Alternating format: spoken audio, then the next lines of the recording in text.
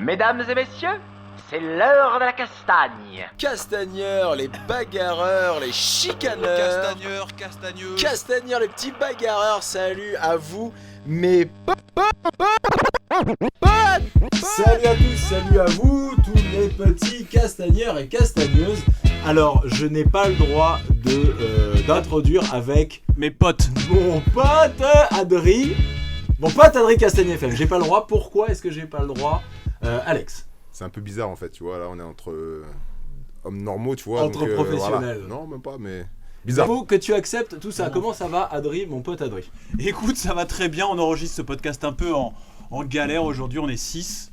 On sait pas trop comment ça va se passer. Voilà, on n'a même pas de micro, toi et moi. Bon, bref. Écoute, c'est pas grave, c'est une première et on est entre professionnels. Voilà. On est avec Léon Larmand. Bonsoir. On est avec Kenji, mon pote Kenji. Salut. Et on est avec Samuel Monin. Voilà, on ne présente plus tous ces gens. Salut à tous, salut.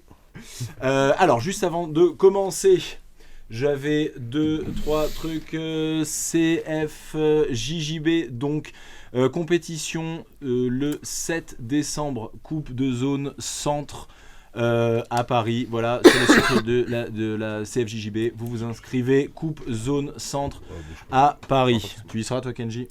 J'arbitrerai en tout cas. Très bien, tu combats pas? Peut-être, on verra. Peut-être, tu veux garder le mystère. Ouais. Le 15 décembre, Open Île-de-France, enfant, ado à Bourg-la-Reine. J'y serai pas. T'y seras pas. Très bien, t'y seras toi, Alex? Oui. Voilà, c'est bien, ça c'est bien. CFJJB. Catégorie Master Ado. Master 5.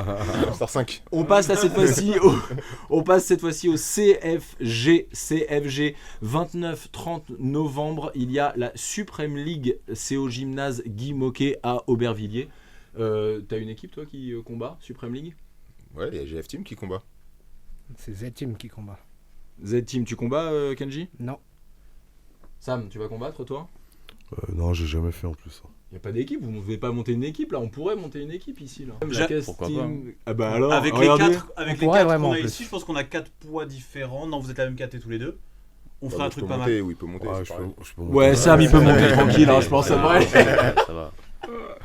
On rigole, mais on a un beau plateau. On a un joli plateau de la... Pas la crème, mais en tout cas parmi la crème de la crème du jiu-jitsu brésilien français parmi nous aujourd'hui quand même, mon Jérémy. Ouais, pas la crème de la crème, ouais, la crème de la crème. Je voudrais juste finir quand même, donc Supreme League, vous avez les quarts de finale qui sont le 29 novembre, donc au gymnase Guy Moquet à Aubervilliers, et le 30 novembre, c'est les demi-finales et finales. Il y a une entrée aussi pour les spectateurs qui est à 17 € et les tarifs licenciés FFL CFG 10 €. T'es filmé, hein? Je sais. Mon pote, alors attendez, attends, puis alors, ouais, parle de ça, IBGGF, tout ça, ça, on va pas parler des tarifs. Il faut payer. Le truc, c'est que là, les combattants, eux, c'est un show. C'est pas une compétition. Donc forcément, le lieu, les arbitres, tout ce qui va autour. Tu peux rappeler le lieu, s'il te plaît? Le gymnase Guy Moquet à Aubervilliers. Ah, c'est juste pour savoir. Non mais tu crois que quoi, que la ville d'Aubervilliers elle vient, elle te fait allô Alex, tiens je te paye pour que tu viennes faire un événement parce que ce soir-là. c'est pas Campos qui a Je demandé. rêve. Ouais. Bon. Attends, t'as oublié le VLB. C'est là tu respectes pas les gens du VLB. Vas-y, alors moi j'ai demandé à Will qui ne me parle pas du VLB. Parle-moi du VLB. Le VLB c'est Steve, un gars de Villiers-le-Bel qui organise une compétition je crois depuis 4-5 ans. Et il y a des primes, il y a de l'argent. Pour les absolus, je crois il y a 500 €. C'est quand? C'est le 5 décembre. Bah pourquoi il me l'a pas envoyé Bah tu dis peut-être qu'il voulait pas te le dire, je sais pas exactement c'est quoi Il voulait pas te parler à toi. Donc vas-y alors dis. Non mais c'est le 5 décembre et c'est une bonne compète. Il y a des bons gars et puis surtout il y a de l'argent. VLB. Ceinture blanche, il y a même des primes en ceinture blanche, je crois que c'est 50 €. Ouais. VLB à Villiers-le-Bel le 5 décembre. Me connaissant, t'inquiète pas, ça va arriver tranquillement. Non, le temps de se poser là, j'ai fini de me poser définitivement. Les allers-retours un peu. Aujourd'hui, le concept d'émission, c'était encore une fois à la demande d'un certain Alex de Campos qui nous dit faut que vous arrêtiez les émissions, vous avez un seul invité, c'est de la merde. C'est vrai, non si c'est vrai, il a dit. Passez il me l'a dit à moi aussi. Passez le next. C'est vrai qu'il a dit un enregistrement. Passez au niveau d'après, on veut des débats sur Castagne FM. Donc on vous a réuni les 4 meilleurs qu'on connaisse. On en connaît des meilleurs ou Tu pas? rigoles, mais j'ai Bah un non. enregistrement, je rigole pas. Voilà. Voilà, c'est moi, je le reconnais. Voilà, j'ai dit, bon, voilà, si vous voulez. Donc Et on te c'est pas laisse. moi, il y a des gens qui me l'ont dit. Hein. On te Voilà, laisse. c'est dire que je dirais pas les noms. On te laisse présenter, Campos, le sujet du jour et un peu de quoi vous allez parler. Puis bah, Jérémy et moi, on va aller se prendre une petite.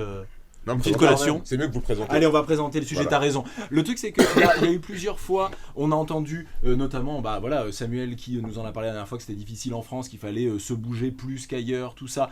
On a ici, donc, autour de cette. Voilà, c'est Tu ça. t'entraînes, excuse-moi, À Toulon. à Toulon. Donc, Avec tu es les à frères Toulon, Gaillard, voilà. à Toulon JJB avec les frères Gaillard. Tu es ceinture noire depuis combien de temps maintenant? 1 an et demi. maintenant. 1 an et demi. Et si tu peux juste parler un tout petit peu plus près. ok. Voilà, super. Donc ça fait 1 an et demi que tu t'entraînes là-bas, mais tu passes 4 à 5 mois de l'année. Ouais, j'y vais en fait avant les Worlds. J'y vais 2-3 mois avant. Et j'essaie d'y aller aussi avant les Europes et les Panam. Donc Voilà, donc en gros, on va Voilà. dire, c'est ça, un peu plus de 5 mois peut-être même alors. 4 ou 5 mois à peu près. En Californie, Voilà. chez Kayotera. Ouais, chez Kayotera. Et d'ailleurs, on te voit dans le sur Mickey Musumeci. Oui, c'est vrai. C'est très rigolo d'ailleurs de te voir combattre avec lui et tout. C'est un phénomène. Hein, C'était assez... Ah ouais, vraiment. Ouais, c'est un autre monde, vraiment. Vraiment, c'est impressionnant. La première fois que je l'ai vu, quand on le voit, il paye pas de mine. On dirait qu'il. Je sais pas, quand on lui met une tarte, il va. C'est ça, c'est un peu ce qu'on se disait avec Kenji. On a l'impression qu'il est mais pas par vraiment. contre, j'ai combattu avec lui, il m'a pris le dos en 10 secondes la première fois. C'est hallucinant, il est très fort, vraiment. On rentrait vraiment dans les détails, mais pas mal de temps aux États-Unis, qui voyage énormément pour combattre, mais aussi pour arbitrer.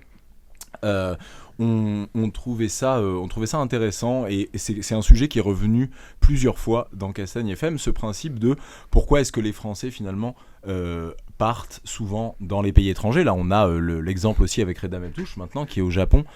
Pourquoi est-ce que ces Français s'en vont de France pour aller s'entraîner ailleurs, pour aller combattre pour d'autres équipes, et puis ou alors juste s'entraîner pour les grosses échéances. Qu'est-ce qui fait qu'en France on n'arrive pas à attirer pour le coup les étrangers qui eux viendraient s'entraîner, préparer des échéances en France? Voilà, on va vous laisser la parole, on est là, il n'y a pas de souci, mais je sens que ça va bien se passer, mes potes. Non, c'est sûr, c'est évident. Moi, après, le sujet en lui-même, il est assez vaste parce qu'il y a beaucoup de. Pourquoi est-ce que les Français, déjà. Moi, il y a une question que je me suis toujours posée et je ne sais pas s'il y a une réponse vraiment. Pourquoi est-ce qu'il n'y a jamais eu de grands combattants brésiliens qui est venu s'installer en France? Quand je dis grand, je dis pas que les autres, c'est pas des grands, mais je te parle. Par exemple, en Angleterre, il y a eu Roger, il y a eu Broglio, ces mecs-là, qui ont ramené. Une certaine philosophie de combat. Ils étaient quand même déjà très représentés à l'international. Et nous, en France. On a eu en gros, on a eu des Brésiliens qui sont venus, mais c'était pas les gars qui étaient, on va dire, en tête d'actualité et tout ça. Donc en vrai, je sais pas, les Brésiliens, j'ai l'impression surtout quand ils viennent surtout dans les pays où il y a déjà des gars qui sont déjà établis. Je sais pas comment dire. Tu vois, aux États-Unis, il y a eu les premières vagues de gars. Même chose en Angleterre, dans les pays de l'Est aussi, je crois qu'il y a un peu ça. Et un peu aussi dans les pays du Nord. Mais en France, on n'a jamais eu de vague de Brésiliens ou de gars qui sont venus s'installer pour, on va dire, diffuser dans les grosses structures ou d'aller chez les gars qui étaient vraiment connus pour voir qu'est-ce que c'était. Mais chez nous, c'est vrai qu'on n'a jamais eu ça, le gros truc. Alors, je sais pas si c'est faute à pas de chance ou est-ce que c'est avec les gens qui étaient sur place. Mais c'est vrai que ce qui est bizarre, là où tu as raison dans ce que tu dis, ce qui est étrange, c'est que ça fait maintenant longtemps que le jiu-jitsu brésilien est développé en France. Donc maintenant, il devrait y en avoir, puisque forcément, normalement, les inscrits appellent les inscrits, et un Brésilien aujourd'hui devrait tout simplement dire je vois qu'il y a du mouvement dans le jiu-jitsu brésilien en France, il y a peut-être moyen d'ouvrir quelque chose. Qu'est-ce qui fait que quelqu'un de vraiment... Oui, comme tu dis, avec un niveau international, qu'est-ce qui fait qu'on n'arrive pas à l'attirer ici en France? Pas niveau international, parce qu'il y a beaucoup de gens qui ont des niveaux internationaux. Déjà un niveau Je te international. parle de top. Broglio, Roger, c'est déjà des mecs, c'est des Hall of Fame. C'est des gars, il n'y a rien à dire sur leur jiu-jitsu. C'est des gars, ils sont dans l'histoire du jiu-jitsu. Ils sont en Angleterre. C'est quoi? C'est 300 km de Paris? 300 km le nombre de Paris. Donc, après, l'autre, c'est la Birmingham, je pense. Donc, c'est pas. Bon, bref, c'est pareil. Mais voilà, en Angleterre, je dis pas qu'ils ont un jiu-jitsu mieux que les Français. Mais ils ont une culture avec pas mal. Il y a Lagarto aussi qui est là-bas, je crois. Il y a Broglio Estima, Victor, lui, il y a Jackson Souza maintenant. Légan, Voilà. de Carlson. Exactement. Il y a Jackson Souza qui est maintenant. Ouais. T'as l'autre, là, Charles Negromont qui est là-bas aussi. Tu vois, il y a quand même une certaine dynamique. Je te parle que brésilienne. Vraiment, car je parle pas la dynamique anglaise, je parle vraiment la dynamique brésilienne qui est là-bas. Parce que c'est vrai que c'est l'élite, c'est que tu vois dans les flow grappling, dans les trucs comme ça, voilà. Ça fait comme de la pub pour le pays aussi. Hein. Les gars, ils viennent Tereré aussi, était parti 1 an, je crois, en Angleterre. Il n'y a pas un problème de papier aussi Je pense que c'est ça, ouais. La France. C'est ça. Ça doit être un peu compliqué. Je sais que la France, pour les papiers, c'est un peu compliqué déjà, non? Exact. Plus simple en T'as Angleterre déjà- ou pas Hein? Vous pensez que c'est plus simple en Angleterre? Je pense, ouais. Ouais, je pense que c'est plus simple. Et pense aussi, nous, en fait, en France, c'est système associatif, principalement. Ouais, c'est ça. C'est-à-dire que les gars, derrière, pour pouvoir les rémunérer, tu les rémunères en association. Donc les gars, en Angleterre, tu as une salle privée. T'es payé comme un employé, t'as pas besoin d'avoir tant de diplômes. En France, il faut un BPGEPS pour enseigner. Il faut avoir plein de formations. Je dis pas que c'est pas nécessaire, c'est bien, c'est cadré. Mais aux États-Unis, tu ouvres ton académie, t'as pas besoin de BPGEPS. Tu vois ce que je veux dire? C'est beaucoup plus simple. En Angleterre, je ne sais pas comment ça se passe, mais il faudrait que quelqu'un qui connaisse l'Angleterre nous le dise. Mais je pense que c'est plus dans le système anglo-saxon. En France, on a beaucoup de barrières dans tous les sports et même dans le jiu-jitsu.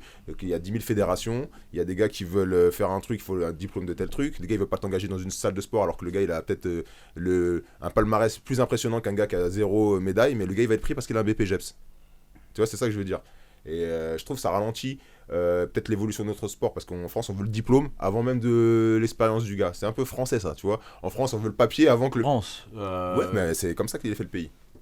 Tu vois ce que je veux dire? Alors là, regarde, l'Open de Paris, il faut un certificat médical. Quel IBJF tournoi, il faut un certificat médical? Il n'y en a aucun. Tu viens dans n'importe quel tournoi IBJF, tu signes un waiver, tu te casses la jambe, c'est ton problème. Alors à Paris, il faut un certificat médical. On va dire, je sais pas comment dire, il y a des exceptions françaises dans le sport qui, tu vois, ça met des barrières des fois, tu vois. Par exemple, tu veux développer une activité, il faut faire tel truc, il faut une association, tu vois ce que je veux dire? C'est pas simple, tu peux pas faire comme ça, il a un beau nom, boum, il ouvre un club. J'ai l'impression aux États-Unis, t'as un nom, tout de suite, il y a des gars qui te cherchent dans une académie, où c'est beaucoup plus simple, il y a des investisseurs qui veulent créer ton académie. J'ai l'impression qu'il y a une autre dynamique. Déjà, ça je parle vraiment au niveau business là, hein. Je parle pas niveau combat, je parle niveau business. Après, les États-Unis, c'est dur à comparer parce que déjà dans le système scolaire, le sport, il est mis en avant par rapport à la France. Tu peux pas. C'est un peu dur. Par rapport à l'Angleterre, je sais pas comment ça se situe, mais je sais que aux États-Unis, tu as vu la lutte, le basket, il y a plein de sports qui sont déjà mis en avant au lycée, au collège. Il y en a qui, je crois qu'ils touchent pas d'argent avant la NBA ou des trucs, enfin C'est avant ça. la draft, mais quand même ils ont des places spéciales et ils ont des gymnases, des infrastructures qu'en France on n'a pas. Je sais pas comment c'est en Angleterre, les gymnases, les académies. Je sais que Roger c'est une belle académie, pareil pour Broglio, mais après le reste, franchement je sais pas trop. Après moi je pense qu'il y a un problème de relation argent-sport en France. C'est-à-dire que, pas pour dénigrer, mais en général en France quand même, il y a le fait que tous nos sports soient justement en association sportive, en fait à la base, que ce soit la boxe ou boxe taille un peu, ou beaucoup de la lutte, judo, tout ça et tout, on a l'habitude de payer le sport pas cher. Et dans les autres pays, c'est différent. Aux États-Unis, à partir du moment où tu as une valeur, tu peux la vendre. C'est ça. Et ils n'hésitent pas à mettre le prix qu'il faut par rapport à ta valeur, je veux dire. Et en France, on est encore, tu vois, sur le fait de... Ouais, une licence, faut pas que ça soit trop cher. Et puis aussi, parce que aussi, beaucoup, on est dans le loisir. Enfin, beaucoup de gens sont dans le loisir aussi. Tout à fait. Et ils vivent pas de ça encore. Donc, comparé aux États-Unis, où quand même, aux États-Unis, tu as une ceinture noire, même pas connue, tu peux vivre du jiu-jitsu brésilien, quoi. Tu peux donner des cours, gagner ta vie, donner des cours privés. En France, c'est un peu plus compliqué. On est peu nombreux à pouvoir un peu gagner de l'argent avec ça, je pense. Hein. Ouais, très peu, ouais. Bah, Kenji, aujourd'hui. En France. Il faut pas dire tous les Attention, il y a secrets. les impôts, là, ils ont le droit de Ouais, regarder. attention, maintenant. parce que là, on va m'écouter et tout. Tu sais, je mets rien sur Facebook. T'as le droit de dire je me Non, je débrouille. rigole. T'as le droit de dire je me débrouille avec le jiu-jitsu brésilien. Je me débrouille, mais moi, c'est juste. Moi, je donne des cours. C'est comme ça que ce qu'on disait là, tu sais, pendant le dernier podcast, c'est juste en donnant des cours. Mais le jiu-jitsu brésilien, en tant qu'athlète, ça m'en rapporte pas. Mais en donnant des cours, oui. Après, s'en sortir, là maintenant, ça commence à aller, mais franchement, c'est difficile. Après, comme ce qu'il disait, Sam, on a choisi un modèle associatif en France, égalité, c'est super et tout, ouais, c'est cool. Mais c'est pas le culte de la performance, quoi, du coup. Ça va contre, et du coup, on n'est jamais vraiment bon, en fait. On m'entend? Ouais. Ouais, c'est bon. Et du coup, je pense que c'est ça, mais c'est en train de changer de toute façon. Il y a d'autres modèles économiques et ça change. Et de toute façon, on voit bien que le jiu-jitsu brésilien, si on continue comme ça, dans le mode associatif, ça évoluera jamais. Ça sera comme ce que c'était il y a 10 ans, la FFL, etc. C'est cool. Ça évolue pas, quoi. Il y a 10 ans, c'est la même chose que c'est aujourd'hui, voire peut-être moins bien. Et voilà, mais bon, ça évolue. C'est comme tout, ça va changer. Mais petit à petit, je pense. Mais le truc, c'est que moi, dans ce que j'entends, c'est que changer, ce serait accepter le modèle américain, on va dire, mais qui est aussi le modèle anglais, en fait. Hein. Après, il y a sûrement un principe d'associatif en Angleterre, mais je pense que c'est comme aux États-Unis, en fait, c'est rattaché aux écoles, en fait. C'est un petit peu comme ça que ça fonctionne. Donc en Angleterre, c'est vrai que ça choque personne, une structure qui est indépendante de la ville. Un petit peu toi, pour le coup, on en parlait tout à l'heure, Léon, tu t'entraînes au club donc 581, c'est ça? Ouais, c'est ça. À Toulon, et qui est... c'est le seul d'ailleurs ici. Ah non, parce que tu donnes aussi, Sam, des cours au Temple des Arts Martiaux, qui n'est pas du tout une structure de la ville. Mais le truc, c'est qu'il faut l'accepter, en fait. C'est-à-dire que tu parles, Kenji, on n'a pas le culte de la performance et des choses comme ça, mais tu paierais 800 €. Et alors, ne parlons même pas des États-Unis où on parle de $250 par mois, hein, mais tu paierais 800 €, 900 € par an pour aller t'entraîner? Bah, largement. Bah oui.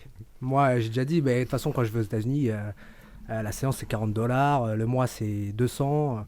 Je le paye, je m'en fiche. Mais après, pour $200, je veux quelque chose de bien. Excuse-moi de couper, mais je suis désolé, quand tu vois les salles de sport à Paris, la Montgolfière, c'est 1500 l'année. Il s'est rempli de gens pour aller faire des abdos fessiers, ou tu vas dans une autre salle pour faire de l'anglaise avec un coach qui crie Je suis complètement d'accord. C'est un sport, genre, on tourne partout. C'est gratuit.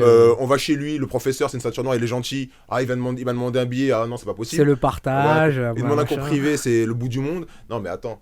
À un moment, il faut juste remettre ça. C'est ça. On a rentré le jiu-jitsu comme un sport. C'est cheap parce que c'est des Brésiliens. Ça vient un peu des quartiers. C'est pas vrai à 100%, mais ça vient un peu des gens qui n'ont pas d'argent. Et derrière, en France, c'est comme ça, c'est associatif. Mais je suis désolé, mais il y a beaucoup de sports où les gens, ils facturent. Et c'est tout à fait normal de payer pour faire ce sport-là. Je vois pas, le MMA, tu vas au MMA Factory, tu payes. Tu fais pas du MMA dans une cage, il y a un revenu. Tu as des athlètes de haut niveau qui s'entraînent là-bas. Donc voilà, Fernand, il tire son argent des athlètes, mais aussi des gens qui viennent s'entraîner. Et ce qui est normal, il faut payer. Parce que le MMA, c'est vu comme un sport, on va dire, où c'est plus complexe, c'est médiatisé par l'UFC, donc c'est normal qu'on paye un peu plus. Mais le Jiu-Jitsu, non, c'est une compète de quartier dans un vieux stade, donc c'est normal que ça soit gratuit pour rentrer. C'est normal que les athlètes ne soient pas payés en compète. Parce que voilà, c'est d'actualité, et puis in fine, on paye pas cher. C'est pas normal, je suis désolé. Après, c'est une vision de société, quoi. Mais comme ce qu'il disait, c'est vrai que maintenant à Paris, il y a des salles, même des salles de boxe en fait. Même la boxe, avant, c'était un truc de quartier et tout. Et maintenant, il y a des salles à Paris. Tu vas. Ouais, ça s'est toujours appelé le noble art quand même. Hein, ouais, mais là. Ouais, mais après, t'as les médias, la façon dont ils le montrent. Ils ont, par exemple, quand ils prennent la boxe taille, ils l'ont montré comme la boxe taille, ils l'ont montré comme un sport de voyous. Donc, forcément, ils ont jamais eu des sponsors comme Nike, Reebok, alors que tu vas dans d'autres pays. Par exemple, tu vas en Hollande, là, c'est un sport hyper respectable. T'as comment ça s'appelle l'autre, là, le rasé, là, qui fait du MMA. Basse Rutten qui fait des pubs pour que ce soit pour Gillette ou pour...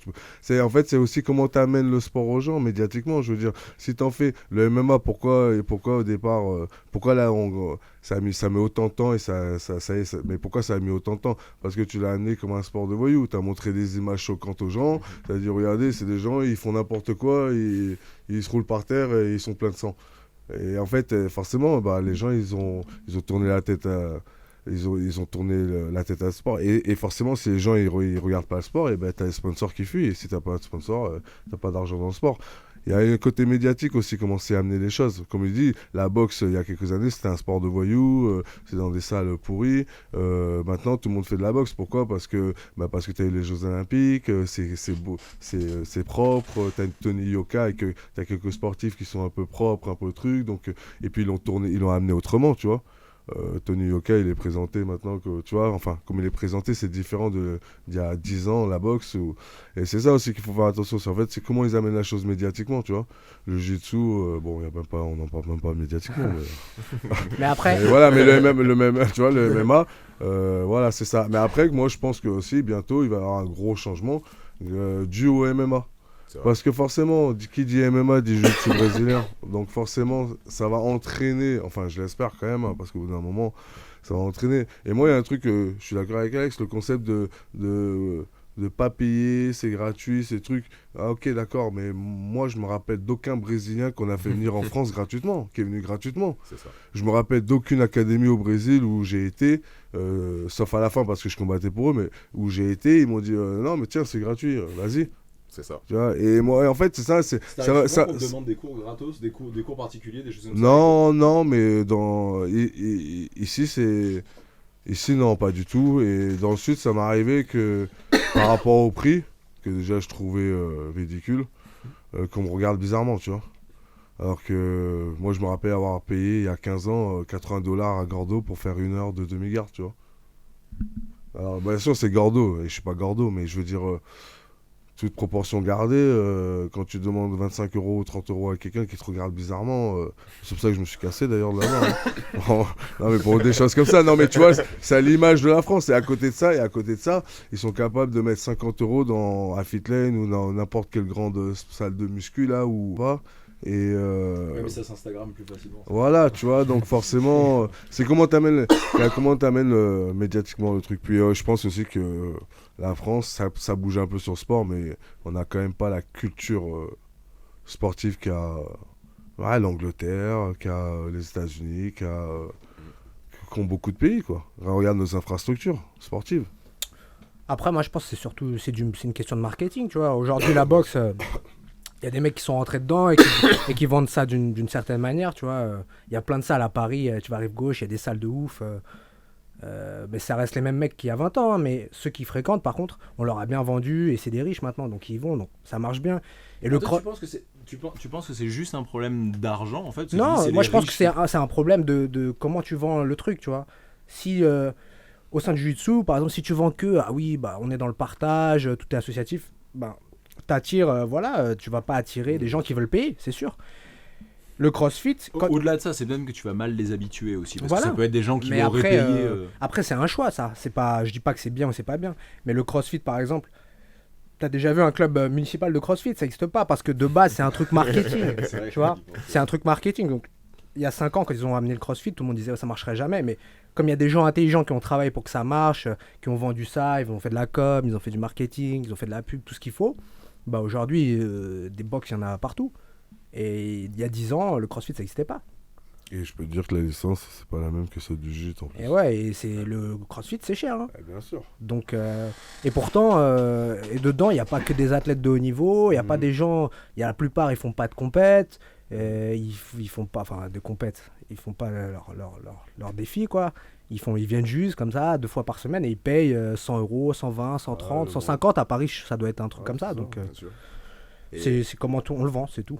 Et moi, juste pour ma petite expérience personnelle, quand je suis parti au Brésil, je suis allé 3 fois cette année, je suis allé un peu dans différentes académies, et je me suis rendu compte que, je sais pas, tu vois, il y avait déjà les propretés, ils avaient amélioré la propreté des tatamis, tu rentrais, c'était clean, tu avais un check-up, il y avait les prix qui étaient affichés, c'était plus freestyle comme avant, on va dire que ils ont essayé de vraiment de se caler un peu plus sur les États-Unis. Professionnalisé. Voilà, exactement, professionnalisé. Même un club bidon, je me souviens, tu rentres dans le truc, ils te disaient ouais, il y a un plan. Même tu peux pas arriver comme à l'ancienne avec un truc, t'allais voir le professeur, non. Tu rentres, il y a un plan, faut que d'abord tu checkes le plan. Après, tu vois avec la dame à l'entrée, elle appelle le professeur, le gars il descend, il voit tes ceintures noires ou je sais pas quoi, il dit bon, j'ai peut-être à arranger. S'il connaît un peu que de vue, il peut te faire rentrer, mais c'est plus comme avant. Donc je me dis, même au Brésil, dans Rio, on va dire là où les gens. Là où c'est les sauvages. Voilà, c'est les sauvages, voilà.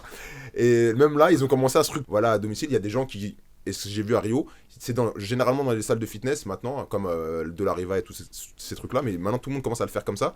Et les gens ils viennent faire un peu de muscu, ils disent il y a un cours de jiu-jitsu, boum, il va faire le cours de jiu-jitsu. Mais comme le mec il est habitué à payer sa salle de muscu, je sais pas moi, 100 reais par mois, bah il va dire pour moi le jiu-jitsu ça me dérange pas de le payer 100 reais par mois parce que c'est normal. Et les professeurs derrière ils disent je fais des cours privés en plus parce que le gars il a envie de s'améliorer. Et en fait il y a toute une structure qui commence à se créer, qui dit que salle de muscu, jiu-jitsu, les gars je les ai vus, il y avait l'académie était vide, ils étaient en train de construire une cage. J'ai dit pourquoi vous construisez une cage? Parce qu'on va faire des cours de MMA. Et je dis c'est qui le professeur? C'est un mec lambda, jamais vu la ceinture noire. Et ils prennent un gars lambda qui va avoir un boulot, qui va avoir des cours privés, qui va avoir des trucs. Donc ils lui donnent la structure.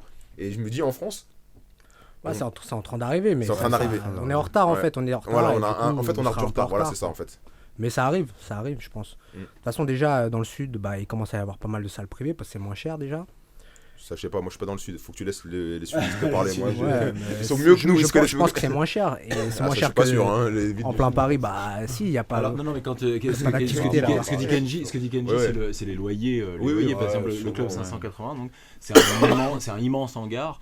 Je sais pas les prix combien ils payent par mois, mais c'est forcément moins cher que dans le Marais, je pense. Oui, bien sûr, mais et il y a effectivement une box de CrossFit.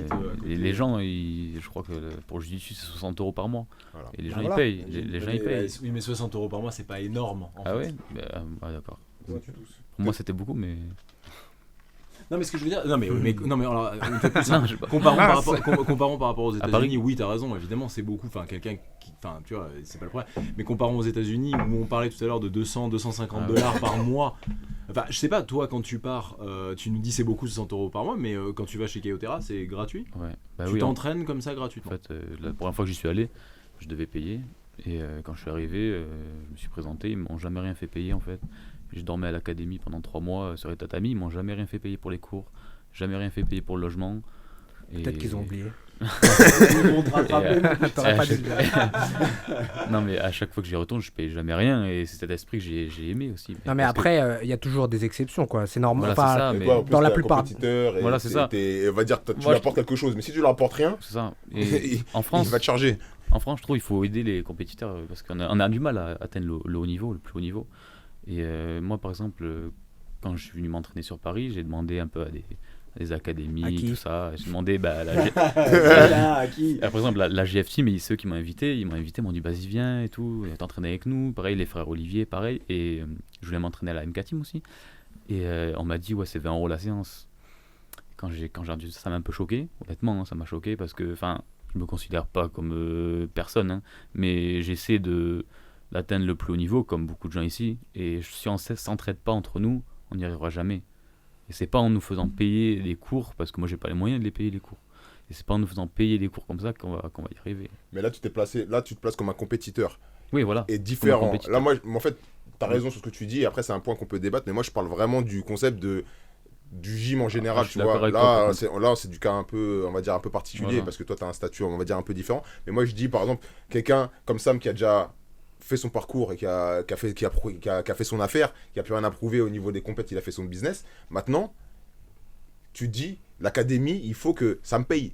C'est normal. Tu dis j'ai fait. Mais Sam, je pense qu'il y a un petit jeune qui vient s'entraîner dans son académie à lui, il le fera pas payer, je pense. C'est un petit jeune compétiteur. C'est ça le problème. Tu vois normalement. Le gars, faut aider aussi les. Enfin... Ouais, c'est ça. Mais Alex, ce que dit Léon, quand même, c'est intéressant parce que là, si tu veux, je pense que vous êtes sur deux choses différentes. Tu es sur l'expansion du jujitsu. Mais la raison, en général, avec lui, mais en général, je suis d'accord avec lui. Il faut vraiment. Il faut en vivre. Faut en vivre, il faut faire payer. Mais moi, je parle pour qu'on atteigne le plus haut niveau. En fait, qu'on s'entraîne ensemble. En fait, c'est ça. En fait, c'est plus ça. Ouais, toi, c'est la performance, et tu vois, là, toi, c'est. Performance, ça tire l'oseille aussi. Je suis un peu d'accord avec les deux, mais en fait, pour un club en général, de toute manière, c'est 90% de personnes qui sont là pour le loisir et 10% de compétiteurs. Donc, à un moment, tu peux les aider, tes compétiteurs. Et à la limite, d'un côté, il faut les aider parce que c'est quand même eux qui font aussi l'image de ton club. Quand même, tu vois, parce que je veux dire, tu vas t'entraîner là où il y a le plus de mecs. Qui tourne, que tu sais que c'est chaud quoi. Donc voilà, mais après aussi le truc c'est qu'en France on a mis aussi longtemps à faire des gyms, tu vois, je veux dire à l'américaine, tu vois, des vrais trucs que quand tu rentres c'est carré, tu vois, c'est propre, c'est nickel, c'est... Justement le truc de la MK Team, parce que tu vois les deux où tu m'as dit, où tu nous dis je peux y aller, ils m'ont dit oui, tout ça, il n'y a pas eu de problème, c'est deux associatifs. dans ce que dit Sam là maintenant, c'est qu'effectivement on y a mis du temps. Là quelque part la MK Team, il y a un côté, alors c'est pas du tout un gym à l'américaine, hein, mais on est quand même Pourquoi déjà beaucoup plus proche. Non, moi je trouve que c'est. Non, mais, non, bah, parce que, non, mais quand je parle de gym avec les Je bars, rigole, avec ta les gueule. bars, les trucs et tout ça, machin, tu vois, avec le truc de muscu, les choses comme ça. Là, c'est mais juste, là, tu viens, non, tu non, tournes. mais, ouais, mais là, là, on parle pas d'une salle de CrossFit qui fait du jiu-jitsu brésilien. Ah bah on alors parle oui, d'une est dans salle- le modèle basique voilà, américain. voilà, c'est Donc ça que je veux c'est te dire. normal, si tu veux, il y a un loyer, il y a des gens qui font le ménage, il y a des gens qui font le, tu vois, c'est pas des trucs de la ville.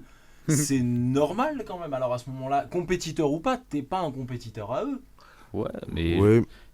mais- Vas-y, non. Oui, mais enfin, je pense qu'on apporte quelque chose quand même à l'académie. Enfin, quand on vient s'entraîner, on monte le niveau de l'académie. On peut on peut partager notre savoir parce qu'on a un savoir différent, un jeu différent. On peut faire progresser même le prof de cette académie, qui peut nous faire progresser à nous, mais on peut aussi le faire progresser. C'est un échange, je pense, parce que, enfin, moi à Toulon, c'est une structure pareil, vraiment professionnelle. Et s'il y a un compétiteur parisien qui vient un jour s'entraîner, il sera jamais, enfin, on le fera jamais payer, c'est sûr. C'est Après, ça. c'est une question de mentalité, je pense. Je pense que c'est. Je pense que si la GF Team, ils ont une structure un jour, ben, ils continueront à faire comme ils ont fait là. Je pense. Je me permets d'intervenir, je suis là, mais je dis pas grand chose. Encore une fois, il faut non, je suis même hors champ. Donc, mais le vrai truc, attention effectivement, entre les gens qui ont monté leur structure, ont des frais. Parce que si vous êtes payé le podcast de 3h40 le dernier, on vous a assez parlé de l'entrepreneuriat. Mais effectivement, entre une association qui bénéficie de locaux de la mairie et une association ou même une entreprise qui a des locaux, c'est un environnement économique différent.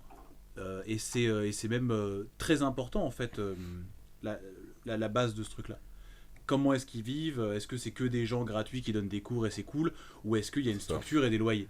Et ça, dans le calcul, tout ce que vous racontez en fait, c'est ça. Est-ce qu'on sort de l'association pour aller vers un truc plus professionnel? Et quand ce qu'on voit, et ce que tu racontes, c'est que dans le truc professionnel, en fait, on te demande de payer. Alors toi, tes compétiteurs, c'est un autre truc. Je l'ai entendu. Mais il y a quelque chose comme ça, quand même, Oui, non, mais d'important. Je suis d'accord. Il y a un juste milieu aussi. Voilà, c'est ça. Tu peux faire un truc, c'est pour gagner de l'oseille, quoi. En gros, un club, si c'est le tien, c'est pour gagner. Il faut faire de l'argent. Mais après, Je pense que ça rejoint exactement ce que disait tout à l'heure Alex. En France, alors sous prétexte que. C'est pas qu'en France. Comme je t'ai dit, quand je suis allé aux États-Unis, on m'a rien fait payer. Non, justement. Sous prétexte que, alors comme c'est en France, ça choque qu'on demande de l'argent alors qu'il y a des frais, c'est ce que j'expliquais, il y a des trucs encourus, tout ça. C'est un sujet un peu spécial. Mais oui, mais c'est hyper important parce que c'est ce qui est. Bon, après, une fois de plus, Après, il y a le pour et le contre dans ça. Moi, je suis un peu partagé sur cette question parce que oui,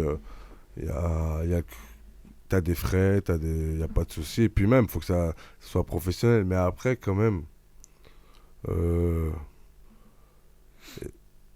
t'as des mecs qui viennent dans ton académie.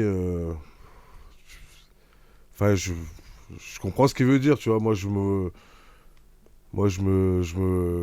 verrais mal demander de l'argent s'il venait, par exemple, s'entraîner dans mon académie, tu vois. Parce que d'un côté, il apporte quand même quelque chose. Il n'y a pas tout le monde qui. Là, on parle. En fait, moi, je veux bien, tu vois. Je veux dire, une ceinture violette, elle arrive. Même il a fait champion de je sais pas quoi. Ok, très bien, pas de feu, ok. Non, mais c'est pas méchant, tu vois. Mais je veux dire, même si t'es très fort, tu t'apporteras pas ce qu'une ceinture noire qui fait de la compétition à haut niveau peut m'apporter, tu vois, je veux dire. Et d'un côté,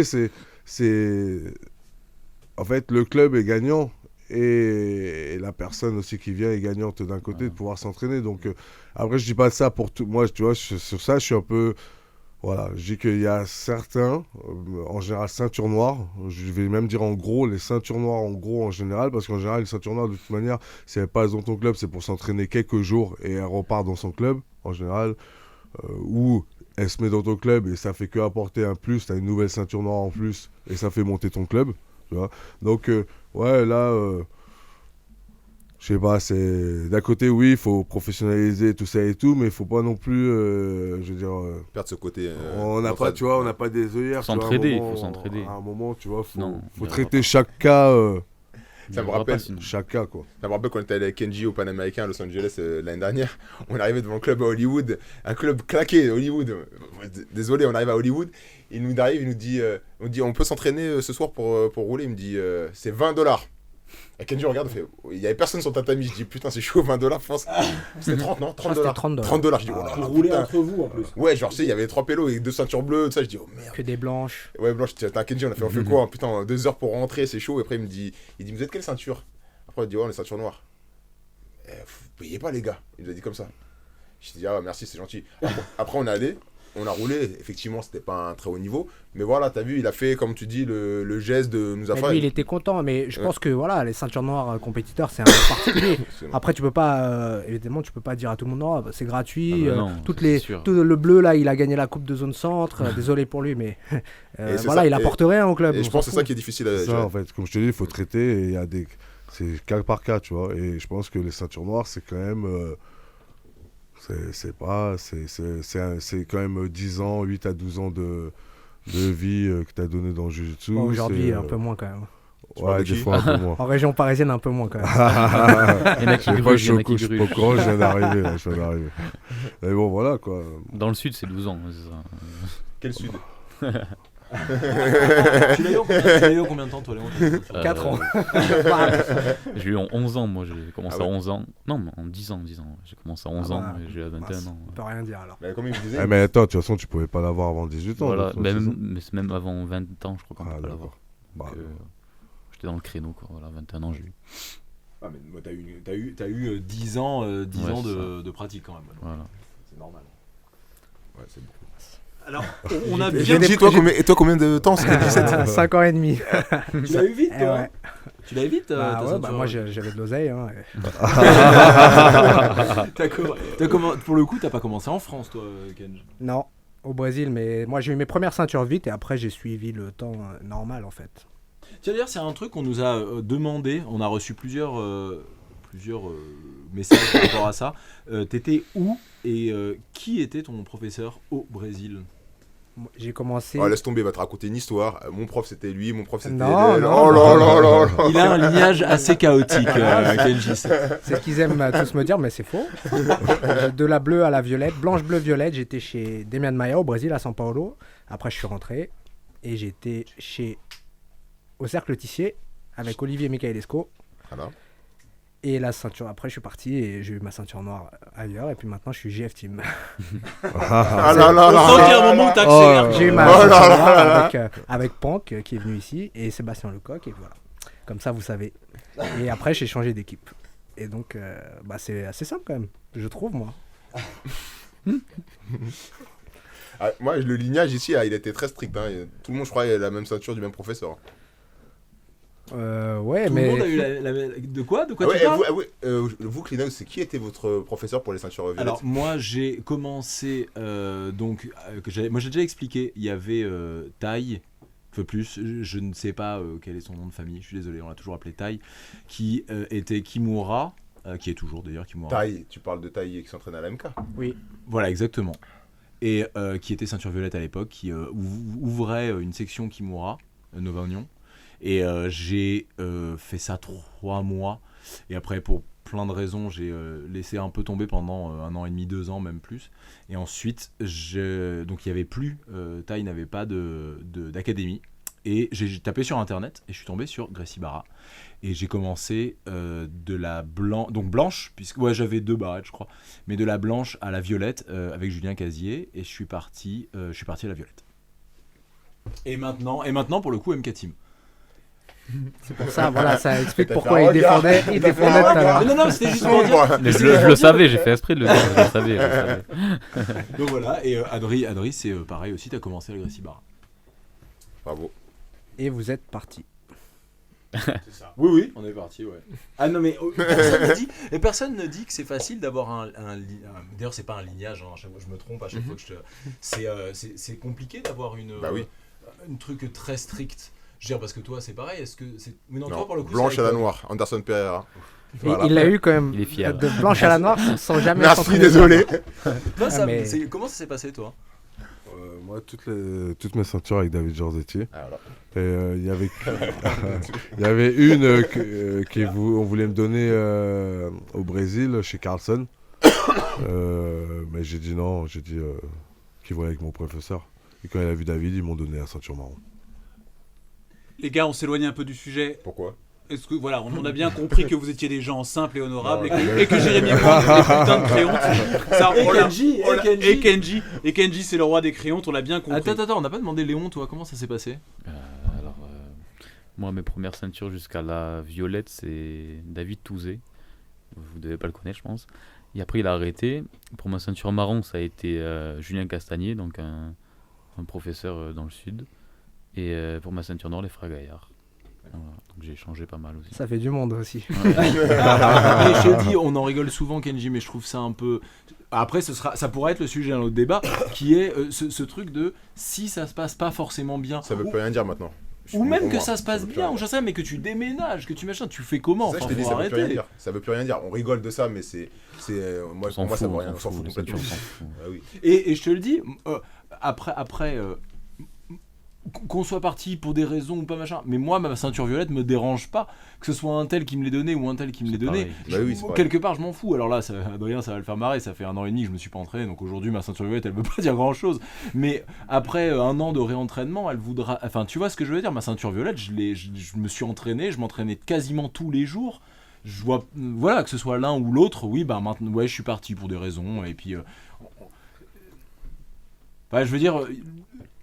Quelqu'un qui changerait un club de foot ou un truc comme ça choquerait personne en fait. Tu vois ce que je veux dire? Ouais, bien sûr, moi, il n'y a aucun souci avec. Non, moi ça me choque pas du On tout. rigole. Mais oui, c'est vrai, on s'éloignait du sujet. Voilà. Alors attendez, moi je voudrais replacer un peu. On a compris un peu quelles étaient les problématiques. Ok.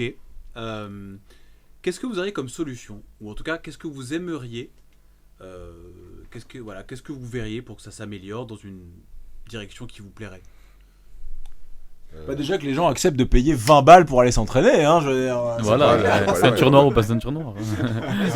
C'est toujours facile de dire ça va pas, mais vous voudriez quoi? Bah déjà, moi, je trouve que ça va dans le bon sens. Donc c'est déjà pas mal, hein, quand même. Après, je te dis, il faut attendre l'arrivée de l'UFC. Je pense que c'est ça, je pense que réellement, ça va donner un coup de boost à tout ça. Donc, faut voir ça. Mais franchement, non, ça va déjà dans le bon sens. Je veux dire, je pense que Paris, il y a quand même un certain engouement depuis 3-4 ans, qui est récent quand même, où il y a vraiment quand même, je vois beaucoup de salles qui sont remplies. Partout où je vais, c'est pratiquement tout le temps rempli, quoi. Donc ça va dans le bon sens. On a juste un peu de retard, comme d'habitude. Comme je te dis, au fait médiatique, au fait de comment ça nous est présenté le sport, etc. Puis les gens... Puis en plus, tu vois, nous on a eu un problème aussi, c'est qu'on a une génération qui a attaqué tard, tu vois, le jiu-jitsu brésilien. Donc la plupart, ils avaient déjà... C'est dur de faire un choix et de dire bon, ben, j'arrête de travailler, je me mets dans le jiu-jitsu brésilien et je vais gagner ma vie avec. Et d'attendre 10... Non, ouais, j'en sais quelque chose. Et d'attendre 10-12 ans pour pouvoir commencer à toucher quelque chose, tu vois ce que je veux dire? Donc forcément, mais je pense que justement, ce truc de l'UFC, forcément, il va y avoir du jiu-jitsu brésilien, comme de la boxe, comme du truc, et ça va se professionnaliser, forcément, avec l'UFC. Et forcément, il va y avoir de plus en plus d'argent, en fait. Des gros sponsors, des trucs et tout. Alors, je dis pas que dans le jiu-jitsu brésilien, il y aura mais il y a déjà Adidas, il y a quand même des sponsors, tu vois, qui sont intéressants, qu'il n'y avait pas il y a même 10 ans. Puis en plus, le jiu-jitsu brésilien, ce qui est bien, c'est que je pense que c'est une communauté quand même qui est une communauté un peu geek, tu vois. Pour moi, ils achètent 15 kimonos. Tant mieux, hein, et c'est bien, et tant mieux, et tant mieux pour le sport, parce que je pense que c'est ça qui a permis aussi au sport de se développer comme il se développe. Et puis après, il y a le côté des États-Unis. Hein. Je pense qu'à partir du moment où ils sont partis aux États-Unis, eh ben, le professionnalisme américain au niveau du sport, ça a fait que ça a tout changé. Et donc c'est ça, et puis voilà. Eux, ils ont pris l'UFC, donc forcément, le retard, il est un peu normal. Mais ça va dans le bon sens. Il y a des académies qui sont ouvertes toute la journée maintenant pour s'entraîner. Tu as des clubs partout, pratiquement. Donc quand même, c'est beaucoup mieux qu'il y a 10 ans, quoi. Je sais pas comment c'était sur Paris, mais moi, je sais qu'il y a 15 ans, il y avait un club, hein, il était à 1 heure de route. Et voilà. Et j'en reviens par rapport au fait des ceintures. Ce qui fait aussi qu'avant, forcément, on avait un entraîneur souvent jusqu'au bout. Parce que forcément, t'avais qu'un club dans la région. Ouais, pas 15 villes. Donc forcément, maintenant, si, comme tu dis, la vie fait que tu peux changer et puis voilà, c'est pas très grave en fait. Non, c'est rien du tout. Mais surtout, t'as raison, depuis ouais, comme tu dis, 3-4 ans sur Paris, il y a de plus en plus de gens qui connaissent le jiu-jitsu brésilien. Et ça, c'est vrai. Par exemple, moi, je vois, je parle avec des collègues, ils me disent « Ah ouais, tu fais du jiu-jitsu brésilien, c'est le truc au sol. » Ou par exemple, il y a des gens qui sont pas forcément du milieu sportif, des gens qui travaillent ou des gens qui sont des cadres supérieurs ou de n'importe quoi, et tu vois qu'ils connaissent un peu le sport. Donc en fait, il y a une nouvelle population comme aux États-Unis qui est rentrée dans ce sport, qui sont pas forcément des combattants, et qui apportent le plus les sous, qui apportent aussi l'envie de découvrir le sport et qui le font découvrir à leur famille. Et comme tu dis, on a passé des générations et des générations. Maintenant, il y a les enfants qui, pour eux, c'est normal d'aller faire du jiu-jitsu brésilien. Alors qu'il y a 10-15 ans, il n'y a pas d'enfants qui faisaient du jiu-jitsu brésilien. C'était genre 2-3 pélos comme ça qui le faisaient. Maintenant, il y a de plus en plus d'enfants qui le font. Et vu que c'est un sport où il n'y a pas de frappe, déjà, ça attire les parents. Ils se disent, bon, bah, il y a risque moins de violence sur mon enfant. Donc déjà, ça attire un peu plus. Et il y a beaucoup de, comment on appelle ça, de villes à Paris, surtout dans les quartiers un peu populaires, où ils ont vraiment développé le jiu-jitsu brésilien. Par exemple à Grigny, tout ce qu'ils ont fait avec le Vic, je sais pas si vous avez vu le reportage, c'est fort ce qu'ils ont fait. Hein. Ils ont fait un vrai truc sur la salle, c'est un peu MMA, grappling, tout ça, et c'est fort. Tu te rends compte maintenant en banlieue parisienne, il y a énormément de clubs, des clubs même que je connais même pas. Il y a plein de clubs qui sont ouverts à Paris, alors qu'avant il n'y en avait pas tant que ça. Tu me jettes un regard, parce que tu sais que je vais dire je te crois pas. Non, Un club de jiu-jitsu que Campos connaîtrait pas, j'y crois pas. Non, je connais pas, il y a plein de clubs qui sont ouverts.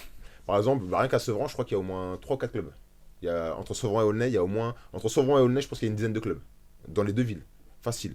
Après, tu descends sur les Bobigny, tout ça, et tu as 1 ou 2 clubs, 3 clubs. Tu descends sur Paris, vers l'Est parisien, tu as au moins 3 ou 4 clubs. Un mec qui a ouvert une section, ainsi de suite. En fait, en gros, c'est en train de se disperser partout dans l'Île-de-France. Et tu te rends compte qu'il y a des clubs un peu partout. Sur des régions, comme tu dis, avant, il fallait faire des chemins importants. Maintenant, sur des régions très courtes, tu as plein de clubs.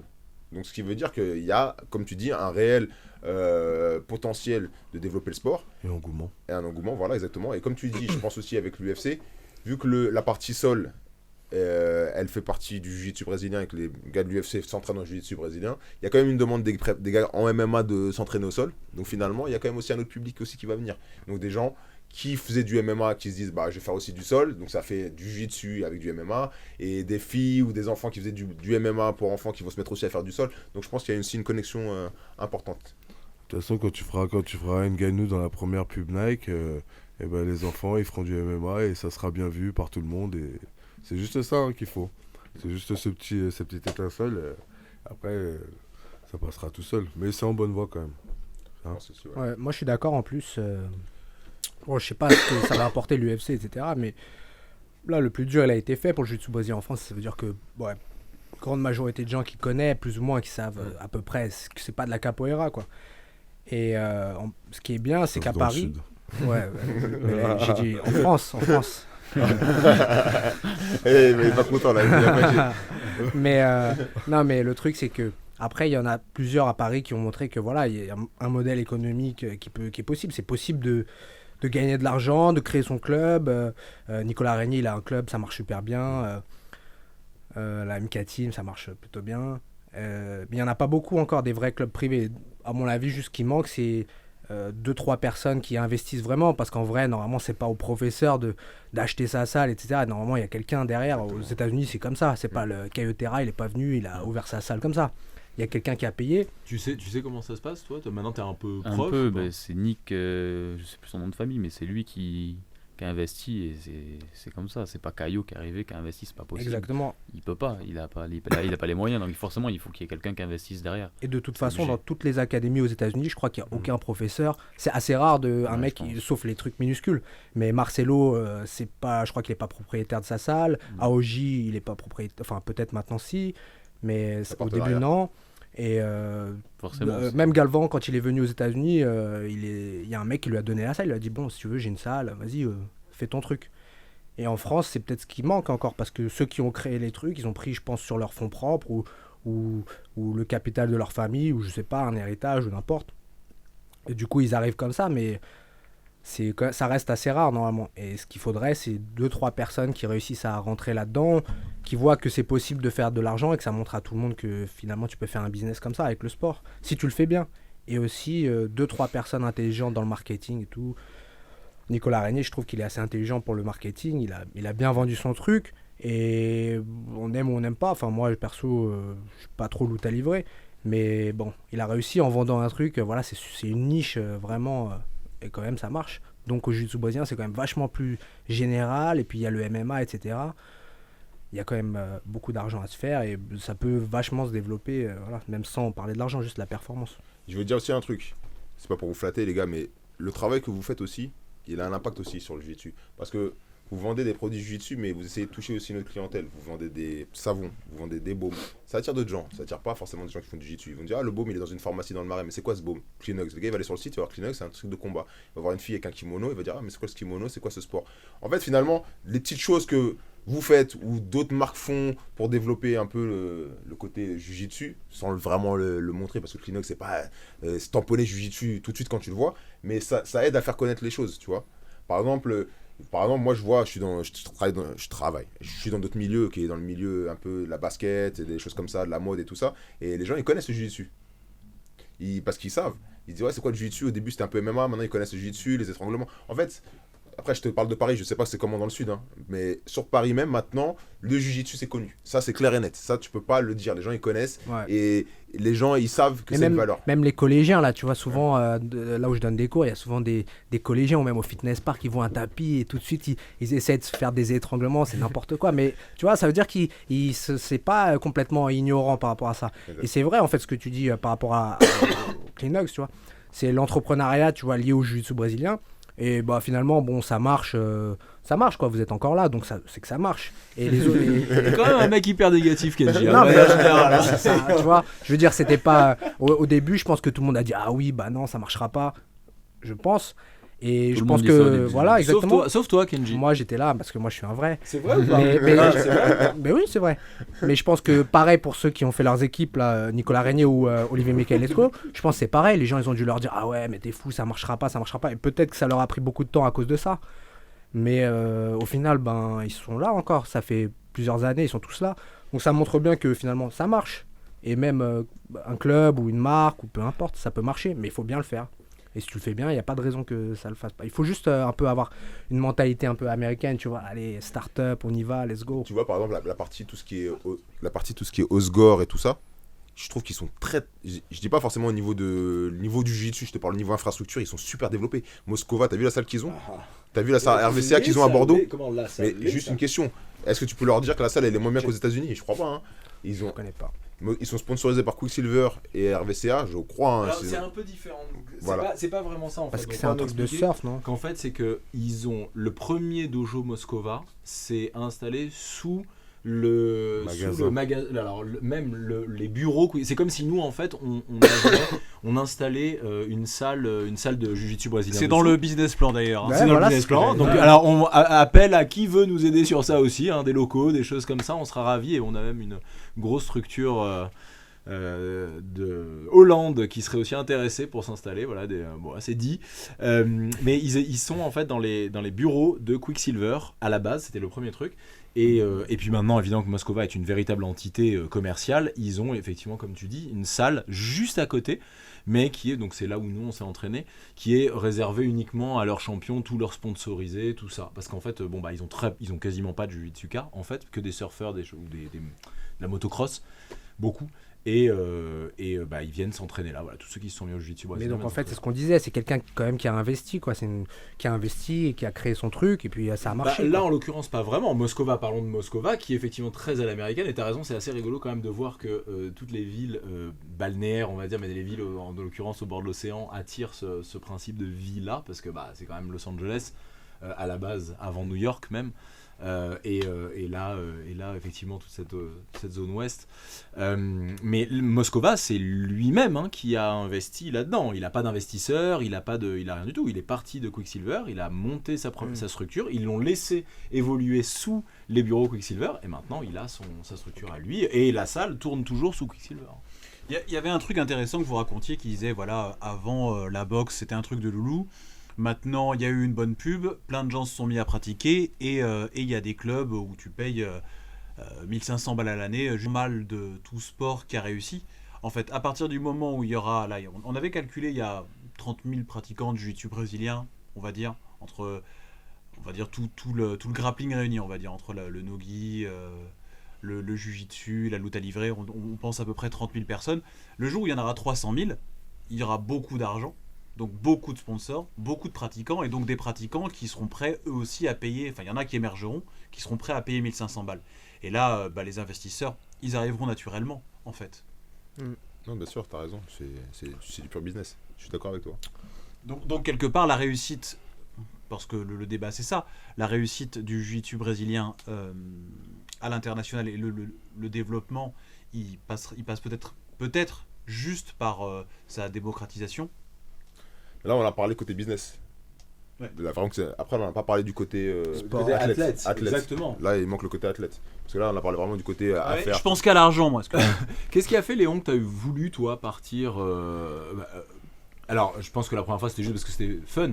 Mais cool, Aux mais États-Unis. qu'est-ce qui fait que tu y retournes aux États-Unis, tu y retournes maintenant pour tes camps C'est mon père en fait, c'est mon père qui m'a. C'est grâce à mon père que j'en fais du jiu-jitsu. C'est lui qui a commencé avant moi et c'est lui qui m'a toujours poussé. Au début, j'aimais pas ça, je voulais pas y aller et tout. C'est toujours lui qui m'a poussé à faire ça et c'est lui qui m'a dit pour progresser, là, t'as un cap à franchir, faut que tu partes dans une grosse académie, donc ou au Brésil ou aux États-Unis. Et c'est lui qui s'est renseigné, qui a tout fait. Moi, j'ai rien fait. C'est lui qui a tout fait, qui s'est renseigné et j'y suis allé. Et j'ai adoré en fait, ça a été vraiment très très dur le premier mois en fait. Parce que je connaissais personne, je parlais pas anglais du tout, je parlais pas brésilien, je dormais sur les tatamis, voilà, les gens ils étaient pas sympas avec moi au début. Mais comment Kayotera t'a dit ok, pas de problème, dors là sur les tatamis? Je sais pas. Honnêtement, vraiment, je te dis, je sais pas. C'est-à-dire que je dormais dans l'académie et j'avais les clés de l'académie. Aux États-Unis, c'est pas souvent ça. La première semaine. Non, au bout de 2 semaines, j'avais les clés de l'académie. Mais donc ils t'enfermaient au début, ils t'enfermaient dans l'académie. Non, parce qu'en fait, je dormais avec plein de gens, plein de Brésiliens. Je dormais avec Hudson Mateus, avec Andy Murasaki, des mecs comme ça. Et au bout de 2 semaines, il a eu confiance et j'avais les clés de l'académie en fait. Donc ouais, ça s'est fait naturellement. Et... C'est cool ça. Ouais, j'ai vraiment kiffé, du coup j'y vais tout le temps, tous les ans j'y vais tout le temps et j'adore. Et niveau budget, c'est comment? Bah niveau budget ça va, du coup j'ai que ma bouffe à payer, parce que je paye pas les cours. Tu payes juste l'inscription, le billet d'avion et... C'est où l'académie? Elle est à San José, c'est dans le sud de San Francisco, à 40 minutes à peu près. C'est vraiment... en plus techniquement, c'est un autre monde, hein. Kayotera, c'est... Tous les détails qui montent, c'est hallucinant. Donc ouais, j'ai vraiment kiffé, c'est pour ça que j'y retourne. Et maintenant, tu dors toujours dans l'académie? La dernière fois que je suis allé, je m'étais pris un Airbnb. Des fois, je me prends un Airbnb parce que c'est pas très confort de dormir dans l'académie. Surtout, je me le prends avant la compète pour être en forme, parce que j'ai vu que c'était vraiment compliqué d'être vraiment performant en dormant sur un tatami. C'est très dur. Du coup, maintenant, j'essaie de prendre un Airbnb, mais ça m'arrive de dormir encore à l'académie. Ouais. C'est pas quelque chose qui me dérange, quoi. Ouais, mais là quand même faut être vraiment super motivé quand même pour aller chercher à ce point-là l'évolution de ce que tu peux faire dans ton propre sport. On parlait tout à l'heure justement donc de l'évolution de la France au sein de ce sport-là. C'est pas là aujourd'hui je connais pas beaucoup de Français compétiteurs qui vont se dire ok je vais partir 2 mois dormir sur les tapis tout ça. Mais comme je dis honnêtement, si on s'entraide en France, si vraiment il y a cette entraide, on n'aurait même plus besoin de faire ça, parce qu'on a maintenant des gens qui ont le niveau. Par exemple, imaginez, on fait un gros camp avant les Europes, je sais pas, à Paris, on fait un camp de malades où tout le monde se rassemble, tous les compétiteurs se rassemblent, mais il y aura un niveau de fou et même pas besoin d'aller au Brésil ou aux États-Unis pour s'entraîner, ça suffira largement. Moi, la différence avec Léon, et je pense Kenji et peut-être Samuel, ils me rejoignent plus. Nous, on est partis des Brésil, mais c'est sur des périodes courtes. Car vraiment, genre, on ne va pas toujours au même endroit. Moi, je suis parti au Brésil plusieurs fois, même beaucoup de fois, mais juste pour m'entraîner pendant 1 mois, 2 mois, ou 1 semaine, 2 semaines, 3 semaines. Donc, je suis parti m'entraîner là-bas. Et comment dire, je payais ou je payais pas. Si c'était aux États-Unis, je payais. Au Brésil, on payait pas parce que la personne de l'académie nous arrangeait. Mais on va dire que, je sais pas si c'était plus à l'époque, mais on avait besoin d'aller là-bas pour découvrir c'était quoi réellement notre niveau de jiu-jitsu plus à l'international, qu'est-ce qu'on valait face à des gars qui étaient, on va dire, au top du jiu-jitsu, parce que c'était à l'époque à Rio dans les années 2000, un peu plus 2010, dans ces zones-là, même avant, ou même jusqu'à un peu plus 2014, qui étaient là-bas au Brésil. Et on allait là-bas pour voir qu'est-ce qu'on valait. Donc c'était vraiment plus dans un ambiance de test, de voir à quel point on pouvait supporter les entraînements et à quel niveau on pouvait faire. Moi, je me souviens quand je suis allé chez Cobrini en 2013, je suis parti chez Cobrini en 2013 avec un collègue de chez Icon. On est resté 1 mois là-bas. Je me suis entraîné, je me dis, je vais voir si j'arrive à faire un entraînement de professionnel pendant 1 mois. Moi, je me suis dit, quand j'ai fini ça, j'ai dit, je ne serai jamais professionnel de jiu-jitsu. Je ne tiendrai pas. C'est impossible. Tu t'entraînes tous les jours, 3 fois par jour, à fond, avec des mecs fous qui veulent ta peau. C'est très dur. Tu vas faire la prépa physique. J'attendais la fin de la semaine pour aller en compète. Je me dis, je vais être libéré. J'ai dit, la compète, c'est ça qui va me libérer. C'est tellement horrible. C'était pareil que toi, moi, au début. Voilà, c'est ça. C'était pareil que toi. C'était vraiment trop dur. Mais je sais pas. C'est vrai que c'est dur. C'est horrible. Moi, T'avais quel âge toi quand tu faisais ça J'étais 32 ans. Bah ouais, c'est ça ou 45 ans. Non, Ouais, c'est vrai. Non, j'avais 31 ou 32. 19, 31 ou 30. Non, bien sûr, ça joue différent. Mais je te dis que moi, déjà, oui, effectivement, je travaillais, j'étais pas dans la structure d'être athlète pur et dur. Mais je me suis dit, est-ce que si j'avais eu l'opportunité de le faire, est-ce que je l'aurais fait ? Faut aimer ça. Voilà, exactement. Mais j'ai fait.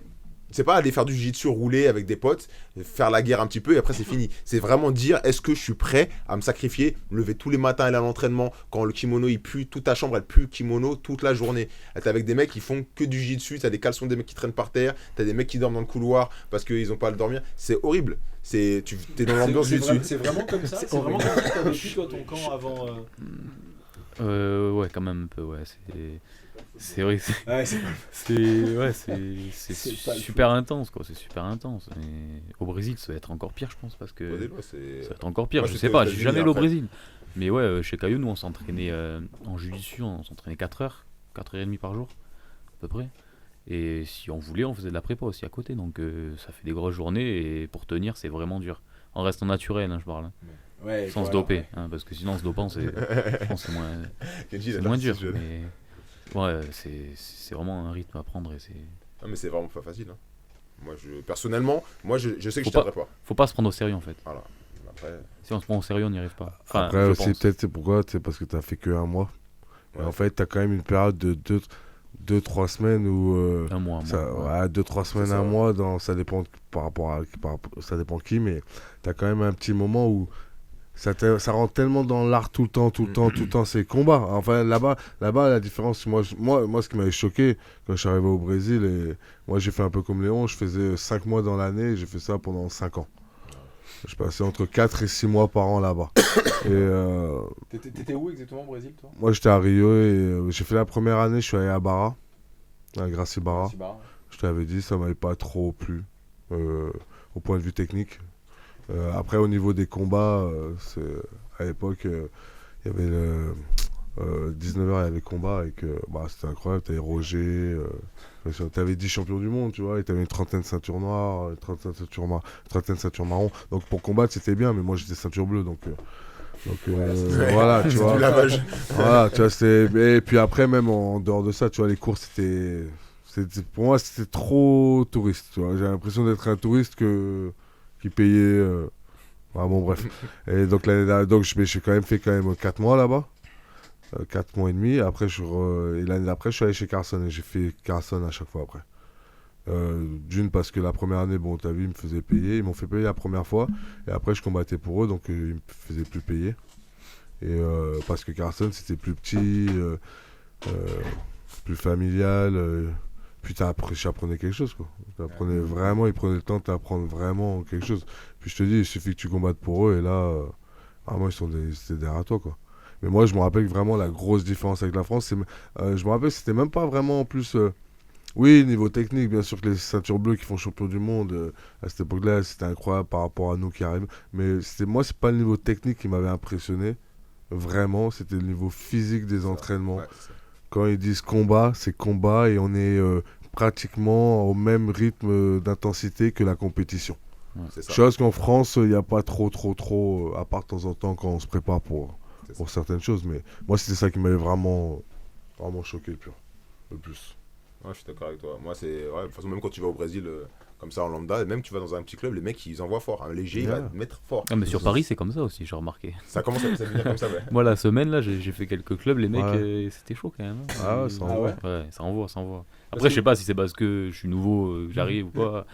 Mais ça envoie. On c'est a pas entendu mal. Léon Larmand, il va arriver, ils ont dit. Non, on va mais il y en a, il m'a dit ouais, t'es arrivé avec ta petite tête d'enfant de cœur là, normal, ils veulent te tuer. Mais après, c'est bien, c'est ça qu'on aime en fait, c'est ça. Ouais. Pour progresser, il faut ça. C'est vraiment, tiens, Kenjito pour le coup aussi qui voyage, qui bouge dans pas mal de clubs, tout ça. À Paris, tu trouves que ça secoue un petit peu plus qu'ailleurs? À Paris, je sais pas. Moi, je parle de mon équipe, juste à la Z-Team. Moi, je trouve que oui. Ouais. Après, à Paris, je sais pas. Non, ça dépend. Ça dépend des clubs. Il y a des clubs où c'est naze. Mais je le dirai pas. Mais donc, ouais, ça dépend. Mais pour la Z-Team, moi, je trouve que niveau... Il n'y a pas de champion du monde. Enfin, il y a des champions du monde peut-être. Je sais même plus. Mais il n'y a pas de champion du monde ceinture noire adulte, etc. Bah, en France, il y en a pas, je crois. Voilà, où il n'y a pas... Enfin, même Même en Europe, il y en a pas. tu vois, mais même il n'y a Si, pas bah, de mais gens à ce niveau. Brésilien, Roger. Ouais, mais oui. Oui. Non, mais mais là, je te parle d'Europe. Il y Ah, a Laurent. Non, mais même Ah, sans champion, ça, tu vois. Mais par contre, Ouais, le c'est niveau vrai, de sparring, l'intensité, etc., c'est très fort, tu vois. Et c'est un club municipal quand même. Ça reste un club municipal. Et cela, enfin, moi, j'ai pas vu beaucoup de clubs où c'était aussi relevé au moment du sparring. Après, Moi, de ce que j'entends et ce que je connais, il y a de plus en plus de clubs en Ile-de-France où ça envoie. De plus en plus. Sur une carte, une grosse carte comme l'Ile-de-France, bah, t'as la Z-Team, après t'as CDK, t'as JC Melun, t'as, comment on appelle ça, t'as MK Team. En fait, t'as beaucoup de clubs. Le Shadow Team à Vitry, il y a beaucoup de clubs, tu vas, il y a la guerre en permanence. Ah, mais oui. Et là, j'ai pas dit tout le monde. Hein, t'essaies là, de te faire des amis, là. Non, même pas. Non, mais ils me connaissent et ils savent. Je dis Non, la mais- vérité. Il y a Ouais, beaucoup ouais, de clubs où tu vas, tu sais très bien en plus, tu sais très bien, Bien c'est la sûr. vérité, que tu peux aller là-bas et chaque jour, les gars, tu pourras envoyer. C'est ça que je t'ai dit, la différence avec, je sais pas, les autres villes, mais sur Paris, chaque jour, tu sais que tu peux aller dans n'importe quel club et ça peut envoyer. Ok, alors mais qu'est-ce qui manque? Pourquoi est-ce qu'on n'a pas ces champions qui gagnent les championnats du monde? C'est quoi qui manque? Moi j'ai génération. entendu ce qu'a dit Léon tout à l'heure et je trouve ça hyper intéressant parce que tu vois, alors, rassemblons toutes les informations. Sam est monté sur Paris, je suis désolé c'est compliqué, je peux pas te regarder en même temps. Sam est monté sur Paris pour ça justement, pour ce côté. Tous les jours, tu peux arracher la tête, Ah, tu mais peux te voilà. faire arracher la tête, tu peux te machin. Et donc en regroupant ce que tu disais tout à l'heure, je trouve ça hyper intéressant de se dire quelqu'un qui organiserait un vrai gros camp européen. Mais c'est là où on prendrait des médailles, hein, les gars. Faut se le dire. Hein. C'est ce que C'est- c'est ce qu'on a toujours dit, hein. c'est On le là. disait même à l'époque. Oui, à on- Kenji. On le disait ça à l'époque. Toujours dit ça, Quand on était au mais... cercle, même tout ça avant. Enfin, moi, j'ai jamais pensé qu'il manquait en termes de compétiteurs, il manque personne en France. Enfin, on n'a pas besoin de beaucoup plus. Entre nous, je Ah pense oui, que c'est suffisant. oui, oui. Moi, je pense qu'il manque quand même un peu un référent, tu sais, quand t'as André Galvao qui est dans ton coin, qui oriente ton entraînement, ou Caio Terra Mmh, c'est sûr. qui va décider, non, cette semaine, toi, ta garde, tu vas plutôt faire ça, là, les Europes, ça arrive, etc., qui t'oriente vraiment. En France, on n'a pas ça, on n'a pas de grand coach. Ouais, c'est vrai. C'est pas, j'insulte personne, mais je pense que tout le monde le sait. On n'a pas de, voilà, il n'y a pas de boss quoi derrière, et du coup, Mhm. ben même les gens talentueux, peut-être que ils vont peut-être réussir ou pas, mais en tout cas, je pense qu'ils vont perdre un peu de temps. Forcément, ils vont perdre des compètes bêtement, et C'est pour ça qu'il faut bouger. Hein. voilà. Mais moi, je te rejoins sur ce point-là. Mais pas tout le temps. Ouais, mais justement, On n'est pas c'est obligé ça, de le tout le truc, temps bouger. C'est ça. On Ouais. n'est pas obligé de tout le temps bouger. Par Moi- exemple, les Worlds, ça se déroule aux États-Unis. Du coup, on peut se dire, on va y aller avant. Mais les Europes, c'est en Europe. Du coup, on peut rester là. On peut rester ici pour s'entraîner. Et Et moi, pas tout le temps. mais je suis d'accord avec vous, je vous rejoins sur juste un petit point, je vous laissais parler. C'est le point le plus important, c'est que normalement, là pour la prépa pour Lisbonne, les Elle a gars, commencé déjà. Voilà, elle a déjà commencé, on ne devrait même pas parler. On suit un protocole, il y a un mec derrière qui te dit tu fais ça, Oui. tu réfléchis même pas. Normalement, en gros, tu sais que tu vas à ce camp-là, et tu n'as même pas à réfléchir. On te dit tu vas faire ça.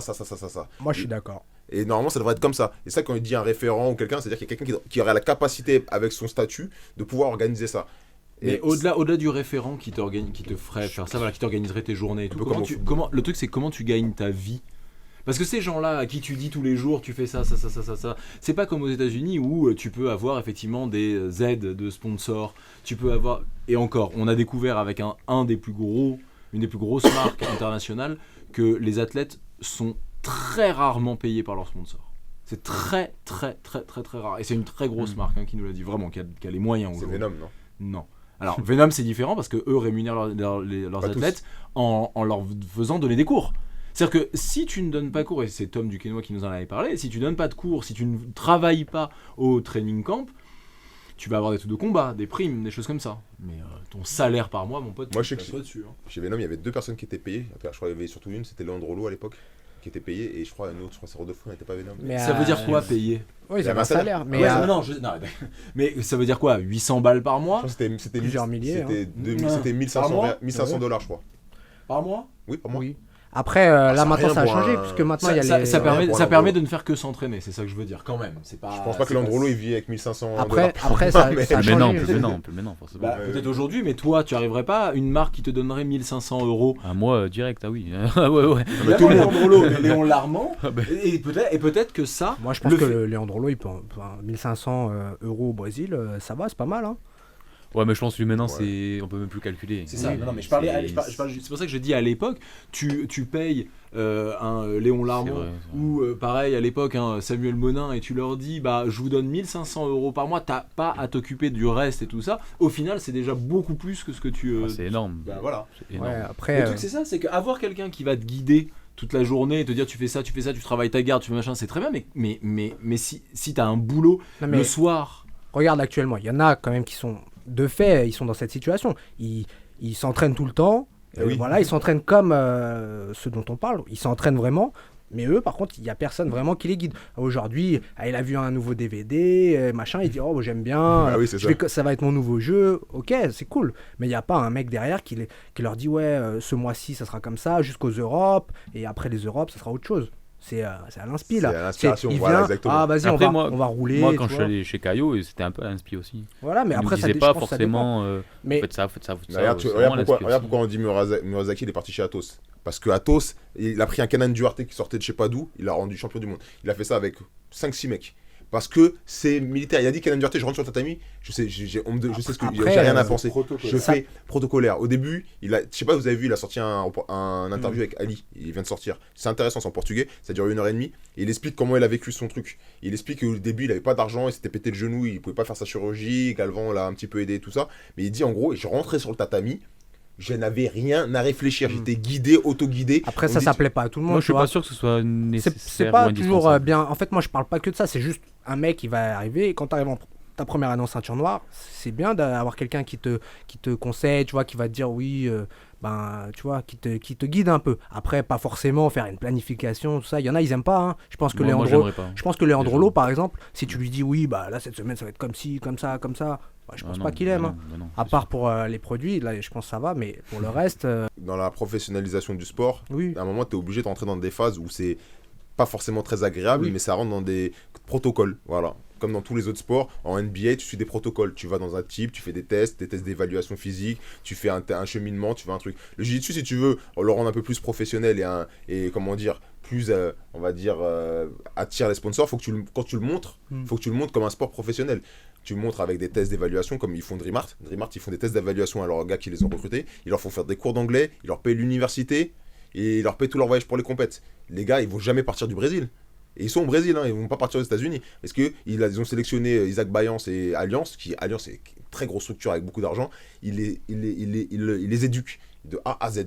Et les gars, au Brésil, il y a à la porte, il y a peut-être 10 000 gars qui tapent pour rentrer dans la structure. On n'a pas ce besoin en France. Non, mais je dis pas ça, mais je te dis que dans la professionnalisation Non, du c'est sport, et des Bien fois, tu es sûr. obligé de passer par des cases, tu vois. Mais voilà. Mais Bon, t'es pas forcément obligé, je pense. Non, d'avoir, je dis pas que tu es obligé la de suivre le prépa protocole, comme ça, voilà. mais Mais je te bon, dis que si on avait un petit peu, Voilà, ça c'est serait. ça. Parce Si que on là, avait le zéro. choix, ça serait bien. En France, ouais, on n'a pas le choix. Voilà, Tu il faut- fais faut- ton faut- freestyle, c'est tout. faut se battre. Tu peux pas faire autrement. Mais bon. Sam, comment tu vois ça? Parce que toi, c'est quelque chose que toi, tu as toujours tout fait tout seul pour le coup. Non, pas tout seul. Non, jusqu'à la ceinture noire, quand même, j'étais pas mal dirigé. Après, je suis partagé sur ça. Moi, j'aime bien, forcément, venant de. Ah bah, je viens du foot, donc professionnel. Donc, t'arrives, c'est pas toi qui décides ce que tu fais. C'est l'entraîneur qui décide ce que tu fais, à quel moment et pourquoi, et par rapport à ton match, et par rapport à quelle période tu es dans la saison, etc. etc. Donc, ouais, je suis un peu d'accord. Je veux dire, à un moment, malheureusement, si tu veux faire des vrais professionnels, que ce soit dans n'importe quel sport, faut un minimum les guider. Parce que sinon, après, tu as tendance à faire tout le temps ce que tu aimes. Et c'est un peu humain, c'est normal. Voilà, donc je pense que, ouais, en un moment, enfin, après, c'est à ton entraîneur d'être comme ça, mais je veux dire, à un moment, il faudrait, ouais, quand même un mec qui te dise, bon, ben, Sam ou Kenji ou peu importe, tu travailles ce mois-ci parce que j'ai vu dans ton dernier combat par exemple que tu avais un problème sur ça, tu vois. Alors je dis pas qu'il va faire travailler tout le monde pareil au même moment. Pas forcément, mais tu peux quand même guider les gens parce qu'un athlète, s'il commence à penser à comment il doit s'entraîner, déjà que nous on doit penser à comment on mange. Nous on fait un sport de... moi j'appelle ça... on est des amateurs qui faisons un sport de professionnel et on donne autant que pour un sport professionnel où les gens sont rémunérés pour, tu vois. Mais ici, déjà, il faut que tu penses à ta nutrition. Pour ceux qui n'ont pas de préparateur physique, il faut que tu ailles faire ta muscu tout seul. Si en plus, il faut que tu penses à ton jiu-jitsu, surtout pour les... Je parle surtout pour les ceintures en dessous des ceintures noires. Après, peut-être guider, tu vois, c'est un peu moins. La personne, elle commence à avoir son jeu, commence à choisir un peu plus, tu vois. Mais je pense qu'avant ça, quand même, tout en laissant une certaine liberté à la personne de choisir son jeu, tu vois. Mais il faut quand même le guider, tu vois, parce que sinon... Par exemple, moi, je vais te donner un exemple. Je vois, ça fait quand même des années que je coach, tu vois. Je veux dire... pour les ceintures bleues, par exemple, ben, si tu leur fais jamais de combat à thème de la prise de dos, et ben... Ils vont mettre longtemps à juste enlever la panique. Tu vois, juste enlever ce moment de panique où tu stresses parce que le mec est dans ton dos. Forcément, le mec de lui-même, il va pas vouloir le travailler peut-être. Donc c'est à toi d'intervenir et tu es obligé d'imposer des périodes comme ça où ça te plaise ou ça te plaise pas, tu vas faire ça. Parce que c'est bon pour toi en fait. Et en général, c'est ce que tu n'aimes pas qui est bon pour toi. Et forcément, si t'aimes pas, si t'es tout seul, t'as tendance à pas le faire. C'est juste humain. Après, voilà, c'est comme ça, je pense. Moi, je te dis, jusqu'à la noire, j'étais guidé. Après, c'est par rapport à la France et nos structures aussi qui ont fait que j'ai dû. Je veux dire, je pense que toutes les personnes qui sont ici, de toute manière, ils ont dû s'intéresser à la nutrition pour améliorer. Ils ont dû s'intéresser à la musculation. Ils sont intéressés à plein de choses, tu vois. Donc voilà. Et puis tu te souviens, à Jiu-Jitsu à l'époque, les gars ils faisaient de la muscu n'importe comment. Dans les vidéos, ils disaient là, ouais, c'est ça, faut faire soulever les haltères. C'était un truc de ouf le Jiu-Jitsu. C'était un sport genre tu fais la muscu, tu vas soulever des barres et c'est tout, c'est bon, t'es bon en compète. Ouais, c'était pas professionnel, c'était un sport, de ce que je vois moi, les vidéos à l'époque. Maintenant, les mecs, t'as vu, les préparateurs, ils font des vidéos sur YouTube, ils te montrent le détail pour la stabilité. Putain, mais c'est des trucs de dingue. Et tu vas voir le programme. Vous avez un programme, vous, à San Diego ou... Mais tout simplement parce que ça rapporte. Hein. Ouais, ça rapporte de fou. Et après, moi, je te dis, vraiment, tout ça, moi, j'en reviens au fait que l'arrivée, le départ du jiu-jitsu brésilien du Brésil aux États-Unis, ben, ce côté professionnel, c'est ça qui change tout. Je veux dire... Tout à fait. Moi, par exemple, je vais te donner un exemple. Tous les 6 mois, je fais une prise de sang pour savoir où j'en suis. T'es pas juste... si tu veux vraiment, on parle de vraiment rentrer, essayer de faire quelque chose dans... Je dis pas d'être champion du monde, mais d'essayer de faire quelque chose dans la branche où t'es obligé de... Par exemple, moi, avant, je n'ai jamais pesé mes aliments, tu vois. Et malheureusement, je me rends compte que si tu veux être professionnel, ben, faut les peser. C'est simple. Tu veux pas... Ouais, tu mais vois, je veux dire... ta vision comme ça, c'est... Là, c'est...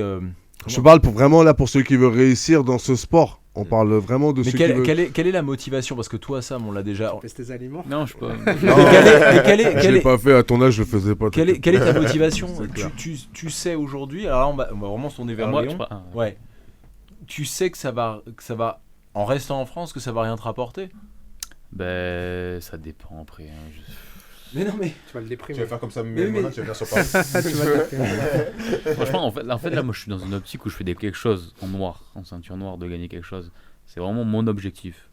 Et je vois pas, en fait, je regarde pas dans le futur. Parce qu'autant... Il va paniquer sinon. Non, mais c'est même pas ça. Ah, C'est même pas ça, mais on sait pas la vie de quoi elle est faite. C'est Enfin, moi, je me prends pas la tête. Je suis là en mode, je m'entraîne, je suis focus. Et si j'arrive à gagner quelque chose, ben, le travail sera fait, j'aurai plus rien à faire en fait, c'est sûr. Si maintenant, aujourd'hui, un Français est champion du monde, même champion d'Europe, champion des Paname, je suis désolé, mais il a plus de soucis à se faire, je pense. Moi, je te dis ça c'est ta vision des choses, mais par exemple, je vais prendre un Red Up Touche. ou un Bilal Diego. En ceinture noire, je parle. Ouais, non, bien sûr, mais je te parle en ceinture de couleur, c'est des mecs qui sont à l'étranger ou qui sont dans des. Comment on appelle ça qui sont partis pour vivre du jiu-jitsu. Je peux te dire que. En fait, j'ai l'impression que la victoire en championnat, elle est moins importante que le développement de leur carrière en général. J'ai senti ça. Reda, avant, quand il était en France, ou même Bilal, ils étaient vraiment compètes. Et quand ils sont partis à l'étranger, aux États-Unis, ou je veux dire au Japon et au Canada, d'un seul coup, le côté business, il a commencé à rentrer en eux. Et C'est pas un problème, c'est pas un truc de business. Tu vis chez tes parents ? Ouais. Mais voilà, le truc c'est que peut-être que les parents de Reda, peut-être que les parents de Bilal, au bout d'un moment ils ont dit attends mon loulou, moi je trouve ça génial, je te soutiens, moralement je suis là, financièrement il y a un moment où c'est compliqué. Il faut quand même faire un choix et c'est pas en restant en France quelle académie va payer ce qu'il paye à Reda, quelle académie va payer ce qu'il paye à Bilal. Donc ils se disent voilà, moi mon calcul il est vite fait, j'ai la possibilité de m'entraîner tous les jours. Reda il est au Japon, peut-être. Est-ce que c'était le meilleur des choix ? Ça, j'en sais strictement rien. Oui. Je sais pas, non, Moi, je pense. mais il combat tous les week-ends. Il s'entraîne tous les jours. Il fait ses photos de mannequins sur Instagram. Non, mais on est d'accord ou pas ? Non, mais je te dis, voilà, tu comprends. Et là, il a le côté t'as business. raison, oui, le côté business, mais il y a pas. Ce que je veux dire, c'est qu'il y a un moment, c'est aussi un côté survie, tu vois ce que je veux dire ? Mais je sais, je te dis ça, je te dis qu'à un moment, lui, Léon, il est vraiment dans l'esprit compétition, il veut aller en Parce que compétition. Peut-être parce qu'il peut se le permettre. Ouais, c'est ça. Oui, Oui, mais mais même- peut-être la chance d'avoir ma famille qui m'aide. Non, mais tout très ça. bien, mais en fait, je te dis, il y a plusieurs visions en fait. Même chez les gens qui sont maintenant Kenji qui partis. bouffe comme 12, il y a un moment, ils vont le foutre dehors, hein, je te le dis, moi. il y a un moment Ah, où mais c'est- je vois, je suis un peu d'accord avec toi parce que moi j'étais un peu comme ça. Quand j'ai commencé le jiu-jitsu brésilien, c'était pas pour la thune quoi. C'est Putain, ça. au contraire. Hein. Ouais, c'est J'avais ça. bien moi, perdu, je te le dis. Donc, voilà, non, moi j'étais un peu comme lui. C'était juste pour la gloire de mon. Voilà. Oui, sauf que est-ce que tu arrives ouais, mais d'accord, mais sauf est-ce que tu gagnais ta vie avec le jiu-jitsu brésilien ? Non, mais comme par exemple, je sais pas lui comment c'est, Léon, mais moi j'ai eu de la chance d'avoir un sponsor qui m'a pas sponsorisé parce que je faisais du jiu-jitsu brésilien, qui m'a sponsorisé par rapport à un contact d'amis. On va être donc j'ai et puis je sortais du foot à l'époque, donc j'avais le chômage du foot, tu vois. Donc ça m'a permis pendant 5-6 ans de pas travailler. Tu comprends, donc voilà. C'est pour ça que je partais 6 mois au Brésil, 5-6 mois au Brésil, tu vois. Donc voilà, c'est des circonstances qui ont fait que. Mais Mais tu vois, en fait, moi, dans l'optique que je dis que maintenant, avec les réseaux sociaux, côté business, parce que le côté business, comme tu l'as dit, avec les États-Unis, tout le monde est parti aux États-Unis, ça s'est professionnalisé, et le business, il est quand même rentré dedans. Les gars, ils commencent en marron, violette, demander des séminaires. Les gars, ils commencent à faire de la pub pour les marques. Ils se montrent, tu vois, comme tu disais avant. C'est ce que je dis. ça si va on est- exploser en Ouais, plus. c'est ça. Si quelqu'un arrive à être champion d'Europe ou quoi en ceinture noire, on fait des séminaires dans le monde entier, tout en académie. où tu Ouais, veux. t'en feras, mais attention Je suis parce pas sûr de que ça, moi. attention, hein, t'as le côté marketing et t'as le Ouais, côté, c'est c'est pas ça. forcément le meilleur. C'est ça. C'est pas le champion qui fait le plus de stages forcément ou le meilleur au monde qui fait le plus de stages. Attention. Regarde Kylian Cornelius, il a 0 médaille au World. Et ils vendent plus de DVD que Mais- Malfacine qu'on a dit. Et même son site internet. Ouais, il explose, Il explose son site internet. Ah, et mais je pourtant, il a pense fait qu'en jamais c'est France, champion du Kylian monde. Cornelius. en France, on a Ouais, quand mais il a même jamais fait on a champion des du bons monde, exemples ça. quand même. Ouais, c'est vrai. En France, on a des bons exemples quand même. On a quand même la preuve que tu vois, t'as pas besoin de gagner quoi que ce soit pour vendre ton truc. Il y en a en France. Et tant mieux. Mais Voilà. t'as raison, dans ton l'objectif sportif, Oui, c'est parfait. clair. Mais dans l'objectif business, à un moment, tu seras obligé de partir parce que tu dis, je vais arriver avec ma Bien sûr. médaille de Peut-être champion pas- du monde sur la table. Peut-être pas dans l'âge aussi. Ouais, puisque je te dis, non, mais c'est ça, mais moi je pense réellement que, voilà, bien sûr, gagner des choses, ça va te faire, mais attention, c'est pas. Il y a un côté, le business et le côté sportif sont deux choses séparées. Tu peux être très très fort, très très connu, et je te dis, faire beaucoup moins de stages qu'un mec qui a pratiquement rien gagné. Mais qui s'est vendu autrement que toi. Parce que, il y a un moment, c'est comment tu te vends. Je veux Après, dire. Que... si t'es champion du monde et que tu te vends bien, bah c'est encore mieux quand même. Ah là, c'est le top du top. Ouais, Là, c'est c'est le top. Mais je pense que, comme il dit, à partir du moment où tu as déjà gagné un gros truc, forcément, tu auras des demandes de séminaires, tout ça et tout à l'heure actuelle. Mais tu auras peut-être plus de demandes de séminaires de l'étranger carrément que de la France même. Tu vois, je veux dire, et tu auras des mecs en France qui gagneront jamais ça et qui feront 3 fois plus de stages que toi. Par rapport à la France, hein, je parle. Hein. Ouais. Par rapport à. Non, mais voilà, tu vois. Ouais, mais il a raison. Vraiment, faut remettre les choses. Voilà. Et moi, je dis, c'est pas parce que t'es jeune que tu dois ignorer ce facteur-là de marketing et de business, parce que plus tôt tu l'as dans ton circuit, plus tôt tu seras capable de vendre ton expérience que tu as gagnée et la vendre bien. Parce que si tu la vends mal, j'ai gagné le mondial, je mets une médaille sur une photo sur Instagram, il y a 10 likes, et l'autre il en a 100 000 parce qu'il a dit j'ai perdu, mais bon, il y a mon DVD qui est en promotion, vous pouvez le prendre, et ben voilà. Tu vois ce que je veux dire? Et en fait, c'est question de marketing. Adam Warzinski, il fait des séminaires partout et il a jamais gagné le mondial. Il se fait toujours sortir. Et pourtant, Adam Warzinski, il est super connu en Europe. Je crois que c'est l'Européen peut-être le plus connu. Il a fait des DVD, il est là, il connaît tout le monde. Mais. Il a soumis Landrolo aussi, l'enfoiré. Ouais, voilà, mais. Non, je rigole. Non, mais c'est plus fort en Europe, ça c'est sûr, c'est peut-être l'Européen le plus fort, mais vraiment, moi je pense que, attention, il y a un côté marketing que tu peux pas ignorer. Je veux dire, je vois pas Bouchécha faire le. C'est pas lui qui fait le plus de stages au monde, tu vois. Je pense pas qu'il veuille en faire aussi. Ouais, mais peut-être qu'il a pas cette fibre marketing aussi. En tout cas, moi je le vois pas sur les réseaux. Je le vois, voilà, moins que sur les réseaux, qu'il y a des gens, il y a des mecs. Il y a des mecs, je te dis, ils vont faire des stages toute leur vie sur pas grand chose, alors pas sur rien, mais sur pas grand chose. Il y a des mecs, je veux dire Rodolphe Vieira par exemple, tu le vois pas faire des séminaires tout le temps, tu le vois pas trop sur les trucs Instagram, il sort pas autant de DVD que certains qui ont déjà sorti 2-3 DVD en ayant gagné un ADCC. Non mais tu vois, je veux dire, même si je le kiffe Gordon Ryan, tu vois, pour donner l'exemple, je veux dire le mec, il a gagné la première fois, cette année, il a fait KT Absolute. Mais il a déjà sorti 3 DVD ou 2 DVD déjà. Ouais, exactement, facile. Tu vois, 600 € le DVD. Ouais, mais oui, mais tu vois ce que je veux dire. Donc les mecs maintenant, et lui, il fait partie de cette génération qui est champion, combattant, et qui sait comment faire le marketing par rapport à son image, tout ça et tout. Tu l'aimes ou tu l'aimes pas, tu le connais. C'est ça. Et en plus de ça, il est fort. Ouais. Et en plus de ça, c'est un monstre. En plus de ça. Mais voilà, il y a des. Voilà. Moi, je pense que réellement, attention, c'est pas forcément le meilleur qui gagne le plus d'argent dans le sport. C'est ça. Et puis gagner de l'argent, ça te permet aussi de pouvoir continuer à faire ce que t'aimes dans ta passion. C'est-à-dire rester dans le jiu-jitsu, enseigner, faire tes compétitions. Et en même temps, encore plus, ton académie elle grossit, t'as des investisseurs parce que t'es bon en marketing. Et Arkinan, je sais pas si t'as vu son académie là qu'il a ouvert, c'est énorme le truc. C'est énorme le truc. Et le gars, il est très bon en marketing. Kinan Cornelius, si tu regardes bien le truc, il fait des blagues, il joue un peu au geek, il a inventé une nouvelle garde et tout. Et juste pour ça, déjà, son nom il restera dans l'histoire du jiu-jitsu, juste avec son lapel, juste la marque de l'appel. Il a réussi à bien vendre ça et jamais gagné le World une seule fois. La DCC, il a toujours été deuxième. C'est des super performances, je dis pas le contraire. Mais je te dis juste que par rapport à un Malfacine que t'as jamais entendu un séminaire ou voilà, et ben les gars, ils ne vivent pas du tout de comme un Kinan Cornelius. Il est millionnaire, je pense, Kinan Cornelius. Non, je pense pas. Pas millionnaire. Peut-être pas millionnaire, mais il est pas loin, je pense. Mais en tout cas, maintenant, il a un business qui fonctionne, il a un truc rentable et c'est un salaire maintenant. C'est ça. Alors qu'avant, non, il n'y en avait pas. Mais bon. Non, mais voilà, après moi, je comprends d'un côté. Voilà. Non, mais il a raison. Quand t'es jeune, tu penses qu'à combattre. Et puis quand t'as pas le problème de l'argent encore qui rentre en jeu, après, peut-être 24, 25, 26 ans plus tard, tu. Peut-être j'aurais dû y penser plus tôt. Non, mais voilà, non, mais c'est important. C'est sûr que maintenant, le marketing dans le jiu-jitsu brésilien, comme je dis, en plus, je dis, c'est une communauté geek un peu. Donc, et c'est bien pour le jiu-jitsu brésilien. Donc, mais c'est sûr que c'est pas facile pour tout le monde. Moi, je suis le premier à. C'est pas facile pour tout le monde de s'exposer, de parler, d'être toujours courtois et aimable. C'est ça que Kleenex peut nous expliquer. Vous avez un community manager. Comment vous faites votre publicité sur Instagram? Non, on parle pas de. Non, mais parce que c'est intéressant. Alors, les gens qui pour info, quand même, on peut en parler. C'est Jérémy qui gère Instagram de A à Z, qui répond à tout.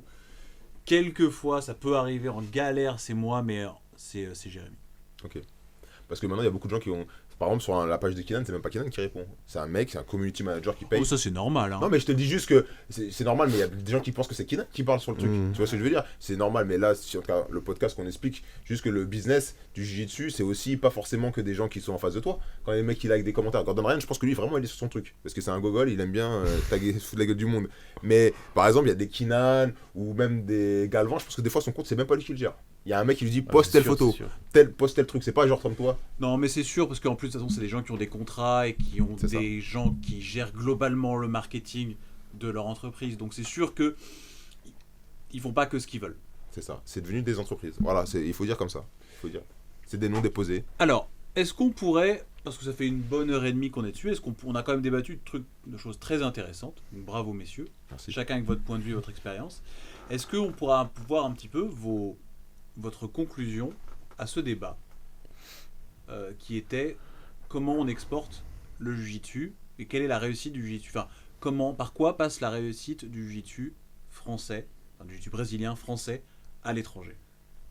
C'est-à-dire à l'étranger, c'est-à-dire comment on pourrait se développer pour qu'on soit reconnu à l'étranger. Ouais, c'est ça. En fait, comment on réussit, quoi. Comment on s'implante, comment on se développe, comment on gagne. Tu fais des salles ouvertes toute la journée, des salles carrées, propres, que quand tu rentres ça sent bon, que les gens ils sont bien habillés dedans. Tu fais un truc beau. En fait, les gens ils attendent ça aussi, tu vois, parce que le problème aussi qu'il y a eu pour beaucoup de gens, tu vois, c'est que je veux dire, aller t'entraîner, par exemple, je donne un exemple au Brésil. Il y a des salles où il y a des kimonos avec des mecs avec des kimonos, t'avais pas envie de rouler avec, tu vois ce que je veux dire. Et donner ce côté propre, clean, tu vois, et moi que je retrouve dans quelques salles, tu vois, parisiennes déjà. Mais ce côté propre, tu vois, que une fille, tu vois, hyper maquillée, hyper sophistiquée, elle a autant envie de s'entraîner qu'un mec compétiteur acharné, tu vois. C'est marrant ce que tu dis parce que l'exemple, les deux, c'est vraiment on est sur de l'extrême. Mais on parlait tout à l'heure c'est des endroits qu'on peut instagrammer, mais t'as entièrement raison en fait. Si t'as pas envie d'y être, vu, parce qu'en fait, un compétiteur rapporte rien à une salle. Ce qui rapporte, c'est un loisir. C'est cela qui rapporte. Le compétiteur, il te rapporte rien en fait foncièrement, à part de la visibilité, des choses comme ça. Mais on va dire que 80% des loisirs qui viennent s'entraîner dans ta salle, ils en ont rien à foutre des compétiteurs, mais rien, ça les intéresse pas. Et un endroit où on a envie d'être vu, moi je te rejoins complètement.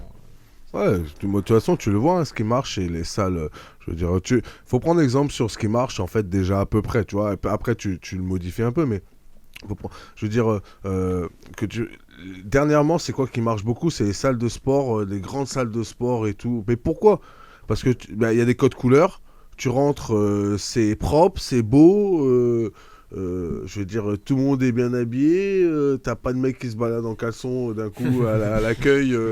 Non, mais ça, c'est des trucs qui arrivent, je veux dire, c'est des trucs qui arrivent en jiu-jitsu brésilien, peut-être pas encore à l'heure actuelle, tu vois. Je veux dire, tu peux pas avoir, tu peux pas avoir une femme qui, je veux dire, une femme, elle vient avec ses enfants pour les amener au jiu-jitsu brésilien, et t'as des mecs, ils font 100 kilos tous, et ils sont en caleçon, en train de parler, transpirant, tout ça. Tu vois ce que je veux dire, c'est en fait, c'est cette image-là, en fait, qu'il faut un peu, malheureusement, ouais, qu'il faut enlever un peu, faut que les gens ils se sentent à l'aise quand ils viennent. Je veux dire, les gens, comme tu dis, je veux dire, moi je les vois dans les salles de sport, ils vont pas forcément pour faire du sport, pour se défoncer, non, ils vont juste, ouais, ils sont là, c'est bien, c'est un côté un peu convivial où ils retrouvent, tu vois, des amis, tu vois, faut apporter ce côté-là parce que de toute manière, comme tu dis, un club c'est 90% de loisirs.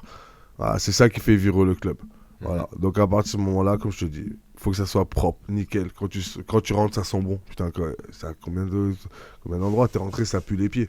Non, mais tu vois, je veux dire, nous on s'en fout parce qu'on est des compétiteurs, on vient pas pour l'endroit, on vient pas pour le truc. Mais je veux dire, quand tu veux attirer la masse, eh ben, quand tu veux toucher, je te dis, la fille la jeune fille ou même la mère de famille ou peu importe, autant que le compétiteur ou le mec qui est informaticien qui vient à la fin de sa journée pour faire ça en loisir, il faut que ça soit propre, il faut que ça soit nickel, il faut que ça soit à l'américaine. Voilà, c'est tout simple.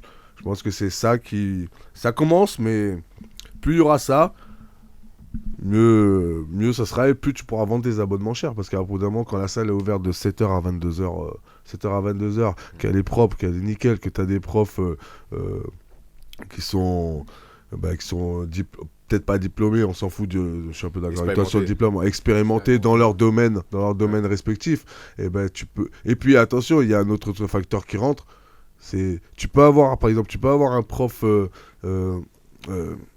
très bon dans son domaine, mais qui repousse les gens de ta salle. De par son caractère, il y a plein de choses qui rentrent en jeu dans une salle, tu vois. Je veux dire, tu rentres, la personne, comment elle t'accueille. C'est ça. Tout ça et tout, tu vois, il y a beaucoup de choses qui rentrent en jeu. Et nous, le problème, c'est que, voilà, le jiu-jitsu brésilien, c'est, tu vois, là, ça commence à sortir vers le professionnalisme, mais c'est encore très amateur. Donc, des fois, tu rentres, l'accueil, c'est moyen, tout dépend de la salle, tu vois. Et voilà, tous ces paramètres-là, ça rentre en jeu. C'est ça l'accueil, ça fait 99% du boulot. Un mec qui vient, il voit l'affiche dans la rue, il rentre, il dit ouais, bonjour, je voudrais faire du jiu-jitsu brésilien. C'est là-bas, vas-y, il y a le tatami, vas-y, va derrière, c'est là-bas. Et tu regardes même pas. Ouais. Il reste comme ça, il reste 5 minutes devant le truc. Comme à Oji, quoi. Tu vois, quand on est allé à Oji, là, la dernière fois, c'est clair que c'est un délire. Hein. T'arrives, Il y a des beaux secrétaires, tu sais, avec des petites chemises à manches courtes, les cheveux bien coupés. Bah voilà, et ils t'encaissent vite ton argent. Hein. Bien sûr. Mais Ouais, mais c'est tu un sens peu content. comme ça, Et quoi. toi, tu t'hésites pas à le donner, ouais, t'es content parce que quand même, Moi, t'es je l'ai dans pas un endroit donné, moi. propre. Tu vas pas- ouais, moi aussi, je l'aurais pas donné. Campos, il l'a donné. On va son parler de argent. prix, on va parler de prix Moi, astronomique. je donne mais pas, bon. moi. Non, Mais mais je bon. comprends ce que tu veux dire. Par exemple, t'es une mère de famille, tu viens, tu veux inscrire ton enfant, tu vois, les gars, ils te respectent pas quand t'arrives. Ils disent, ouais, j'y suis déjà, je connais pas très bien, mais si on m'explique pas comment ça se passe, déjà, il faut un accueil, un bureau, des gens qui sont, comme tu dis, propres. Ça, quand tu rentres, tu dis, voilà, il y a un cours pour enfants, il y a un planning, tout expliqué, les prix, c'est clair. Voilà, vous pouvez faire un cours d'essai, venez. Et là, la structure reste en place, professionnalisme, carré, tu rentres, ton enfant, tu l'inscris, il est content, et là tu dis, bah voilà, je fais venir un derrière.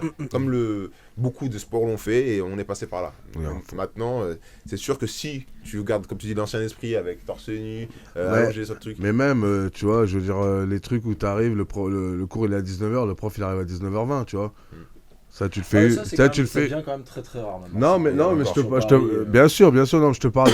C'est pour ça que je t'explique qu'il y avait une bonne évolution. Mais je veux dire, tout ça fait que tous ces composants fait qu'à la fin, eh ben, t'attires pas le grand public. Tu vois, je veux dire, parce que le mec, il vient une première fois, t'es en retard. Il vient une deuxième fois, il a payé 500 balles. La troisième fois, ça le fait pas. Il demande là, tu vois. Et ce qui est normal, tu vois. Je veux dire, quand tu vas. Pourquoi on dit rien quand on va à l'étranger et qu'on paye des fois du moins cher, mais je veux dire qu'on aille à New Ça nous York. choque pas, en Ouais, tout ça nous choque pas parce que t'arrives carrément, t'as des kimonos à louer, c'est propre. Le mec avec qui tu roules, il a les ongles coupés, il est. Enfin, sent non, bon, mais plein on de a choses. compris. Non, mais Il sent voilà, bon. important quoi. Ah, je suis d'accord. Mais bon, moi, globalement, pour te répondre, pour que ça marche, bah, en fait, t'as vu, on parle que de ça, c'est l'oseille. Et donc, non, mais en fait, tout est lié, c'est un cercle vertueux. S'il y a de l'argent, les compétiteurs, ils seront meilleurs, ils vont avoir un meilleur entraînement, ils seront meilleurs, ils vont briller plus, ça va attirer plus de monde, etc., ainsi de suite. Et donc, moi, en fait, ce que j'aimerais bien, c'est qu'on laisse un de l'argent. Ouais, déjà, j'aimerais bien, mais qu'on laisse un peu de côté, tu vois, notre éducation, notre culture de mode associatif, etc. Il y en a, ils vont pas aimer, mais bon, moi, je pense que ça serait bien que... Je dis pas qu'il faut que ça disparaisse, mais j'aimerais bien que ça soit complètement mis de côté et qu'on arrête ça, parce que, en fait, c'est un nivellement par le bas, à mon avis. On se contente de... Ouais, mais c'est gratuit, on va pas trop demander, tu vois. Et ben ouais, mais quand tu payes 1000 € à l'année, là, tu peux demander beaucoup. Et bon, après, bon, bien sûr, ça a ses défauts. Hein, c'est pas, du coup, il y a des gens, ils pourront plus en faire, etc. Mais bon, moi, je pense que si on veut s'exporter, pour te répondre, sportivement, être meilleur, je pense que c'est le plus important, à mon avis. Après, c'est plein de détails, ouais, tout ce qu'on disait, je suis complètement d'accord. Mais ça fait partie, au final, c'est faire de l'argent, quoi. Si on fait pas d'argent, si les gens ne font pas d'argent, l'entrepreneur, il fait pas d'argent, voilà, c'est ça. Les compétiteurs, ils vont pas suivre, il y a rien qui va suivre. ce mode de couper, on peut plus rester dans le paradigme de dire les compétiteurs, il faut qu'ils se débrouillent. Au Brésil, aux États-Unis, dans notre pays, c'est fini ça. Ça n'existe plus. Les compétiteurs, maintenant, qui vont investir leur temps, leur vie, et c'est leur vie, tu dis, je pourrais faire autre chose. Et ils vont investir leur temps et leur vie, ils sont obligés d'être rémunérés ou d'avoir une compensation, une vraie compensation. C'est-à-dire que c'est pas une médaille. La médaille, c'est très gentil, mais c'est pas ça qui va te faire vivre. Ah, mais en fait, tout ça, c'est des métiers, tu vois. Voilà, en France, c'est pas un métier, c'est pas considéré comme un métier compétiteur. Combien de fois, je pense que toutes les ceintures noires en France, combien de fois il y a des gens, des responsables de clubs, je désigne personne, hein, qui sont venus les voir et qui disent ouais, bah ça te dit pas de donner les cours dans mon club, etc. Ok, tu payes combien? Ah bah 20 €, allez, ils sortent un chiffre comme ça au hasard. Et c'est pas normal, tu vois. C'est un métier, donc il faut que tout ça, ça soit professionnel et professionnalisé. Et donc voilà, quand tu auras l'argent, ça ira bien. Et tant qu'on restera comme ça, cheap, tu vois. Les Américains de se dire on est cheap, tu vois, parce que on veut rien payer, on veut, tu vois. Je parle en dehors des cas particuliers dont on a parlé. Ben, en général, tu vois, on veut rester, c'est zéro, on paye zéro, on demande pas grand chose, ça restera merdique. Mais après, je pense qu'on est quand même dans la bonne voie et ça a bien évolué. A contrario, au moins le sport est ouvert à tous. T'as pas besoin d'argent pour en faire. J'ai pas dit qu'il y a un modèle qui est parfait et l'autre qui est nul. Oui, là, on est après, si on veut être dans la performance, même économique ou sportive, ben il faut changer de modèle. Et puis si on veut être tout le monde pourra s'entraîner, c'est super, projet social, c'est cool, là, franchement, moi j'aime bien. Mais je pense pas qu'on sortira, il y aura toujours des mecs comme ça, des exceptions qui vont sortir, ouais, c'est des forts et tout. Puis à partir de la violette, ben ça va être ça, il va être fort, il va peut-être même être champion du monde en violette, puis à partir de la violette, il aura 20 ans, 21 ans, il faut peut-être gagner un peu d'argent, peut-être il a une famille, il fait comment ?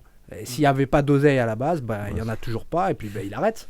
Ou bien il va faire son association, et puis voilà, et il aura son association, et puis c'est tout, et il ne fera jamais d'argent, mais il va trouver un travail à côté. Il y en a combien en France dans cette situation, des mecs qui étaient doués, aujourd'hui ils ont 35 ans, ouais, à l'époque, voilà. Et aujourd'hui, je sais pas, ils sont à sécurité incendie, je sais pas, ils travaillent dans des boîtes de nuit, il y en a plein qui travaillent dans la sécurité, etc. Et parce que, au bout d'un moment, ils sont arrivés, ils étaient forts, et puis il n'y a pas d'argent. Alors ils ont arrêté. Et donc du coup, ça met une limite, tu vois, à notre évolution, je pense. C'est ça. Ta conclusion ? J'en ai pas trop là en fait. T'es d'accord avec ce qui a été dit ? Parce que oui, c'est ça. Moi, Alex, on va te laisser le mot de la fin. Non, c'est pas le mot de la fin, c'est. Si, ça va être le mot de la fin, on a une vie là. Non, mais je vais vous laisser, mais tout ce qu'ils ont dit, ils ont tout à fait raison. Moi, je peux pas dire le contraire. Voilà, et la vérité, il n'y a rien à rajouter. C'est juste que, juste pour faire un comparatif avec ce qui se fait aux États-Unis et au Brésil, avant c'était ça, les gars ils faisaient des projets sociaux. Ils compétitionnaient, ils essayaient de gagner leur argent avec les compétitions et puis basta, en ceinture noire, peut-être que je gagne le mondial, je ferai des séminaires, je gagne.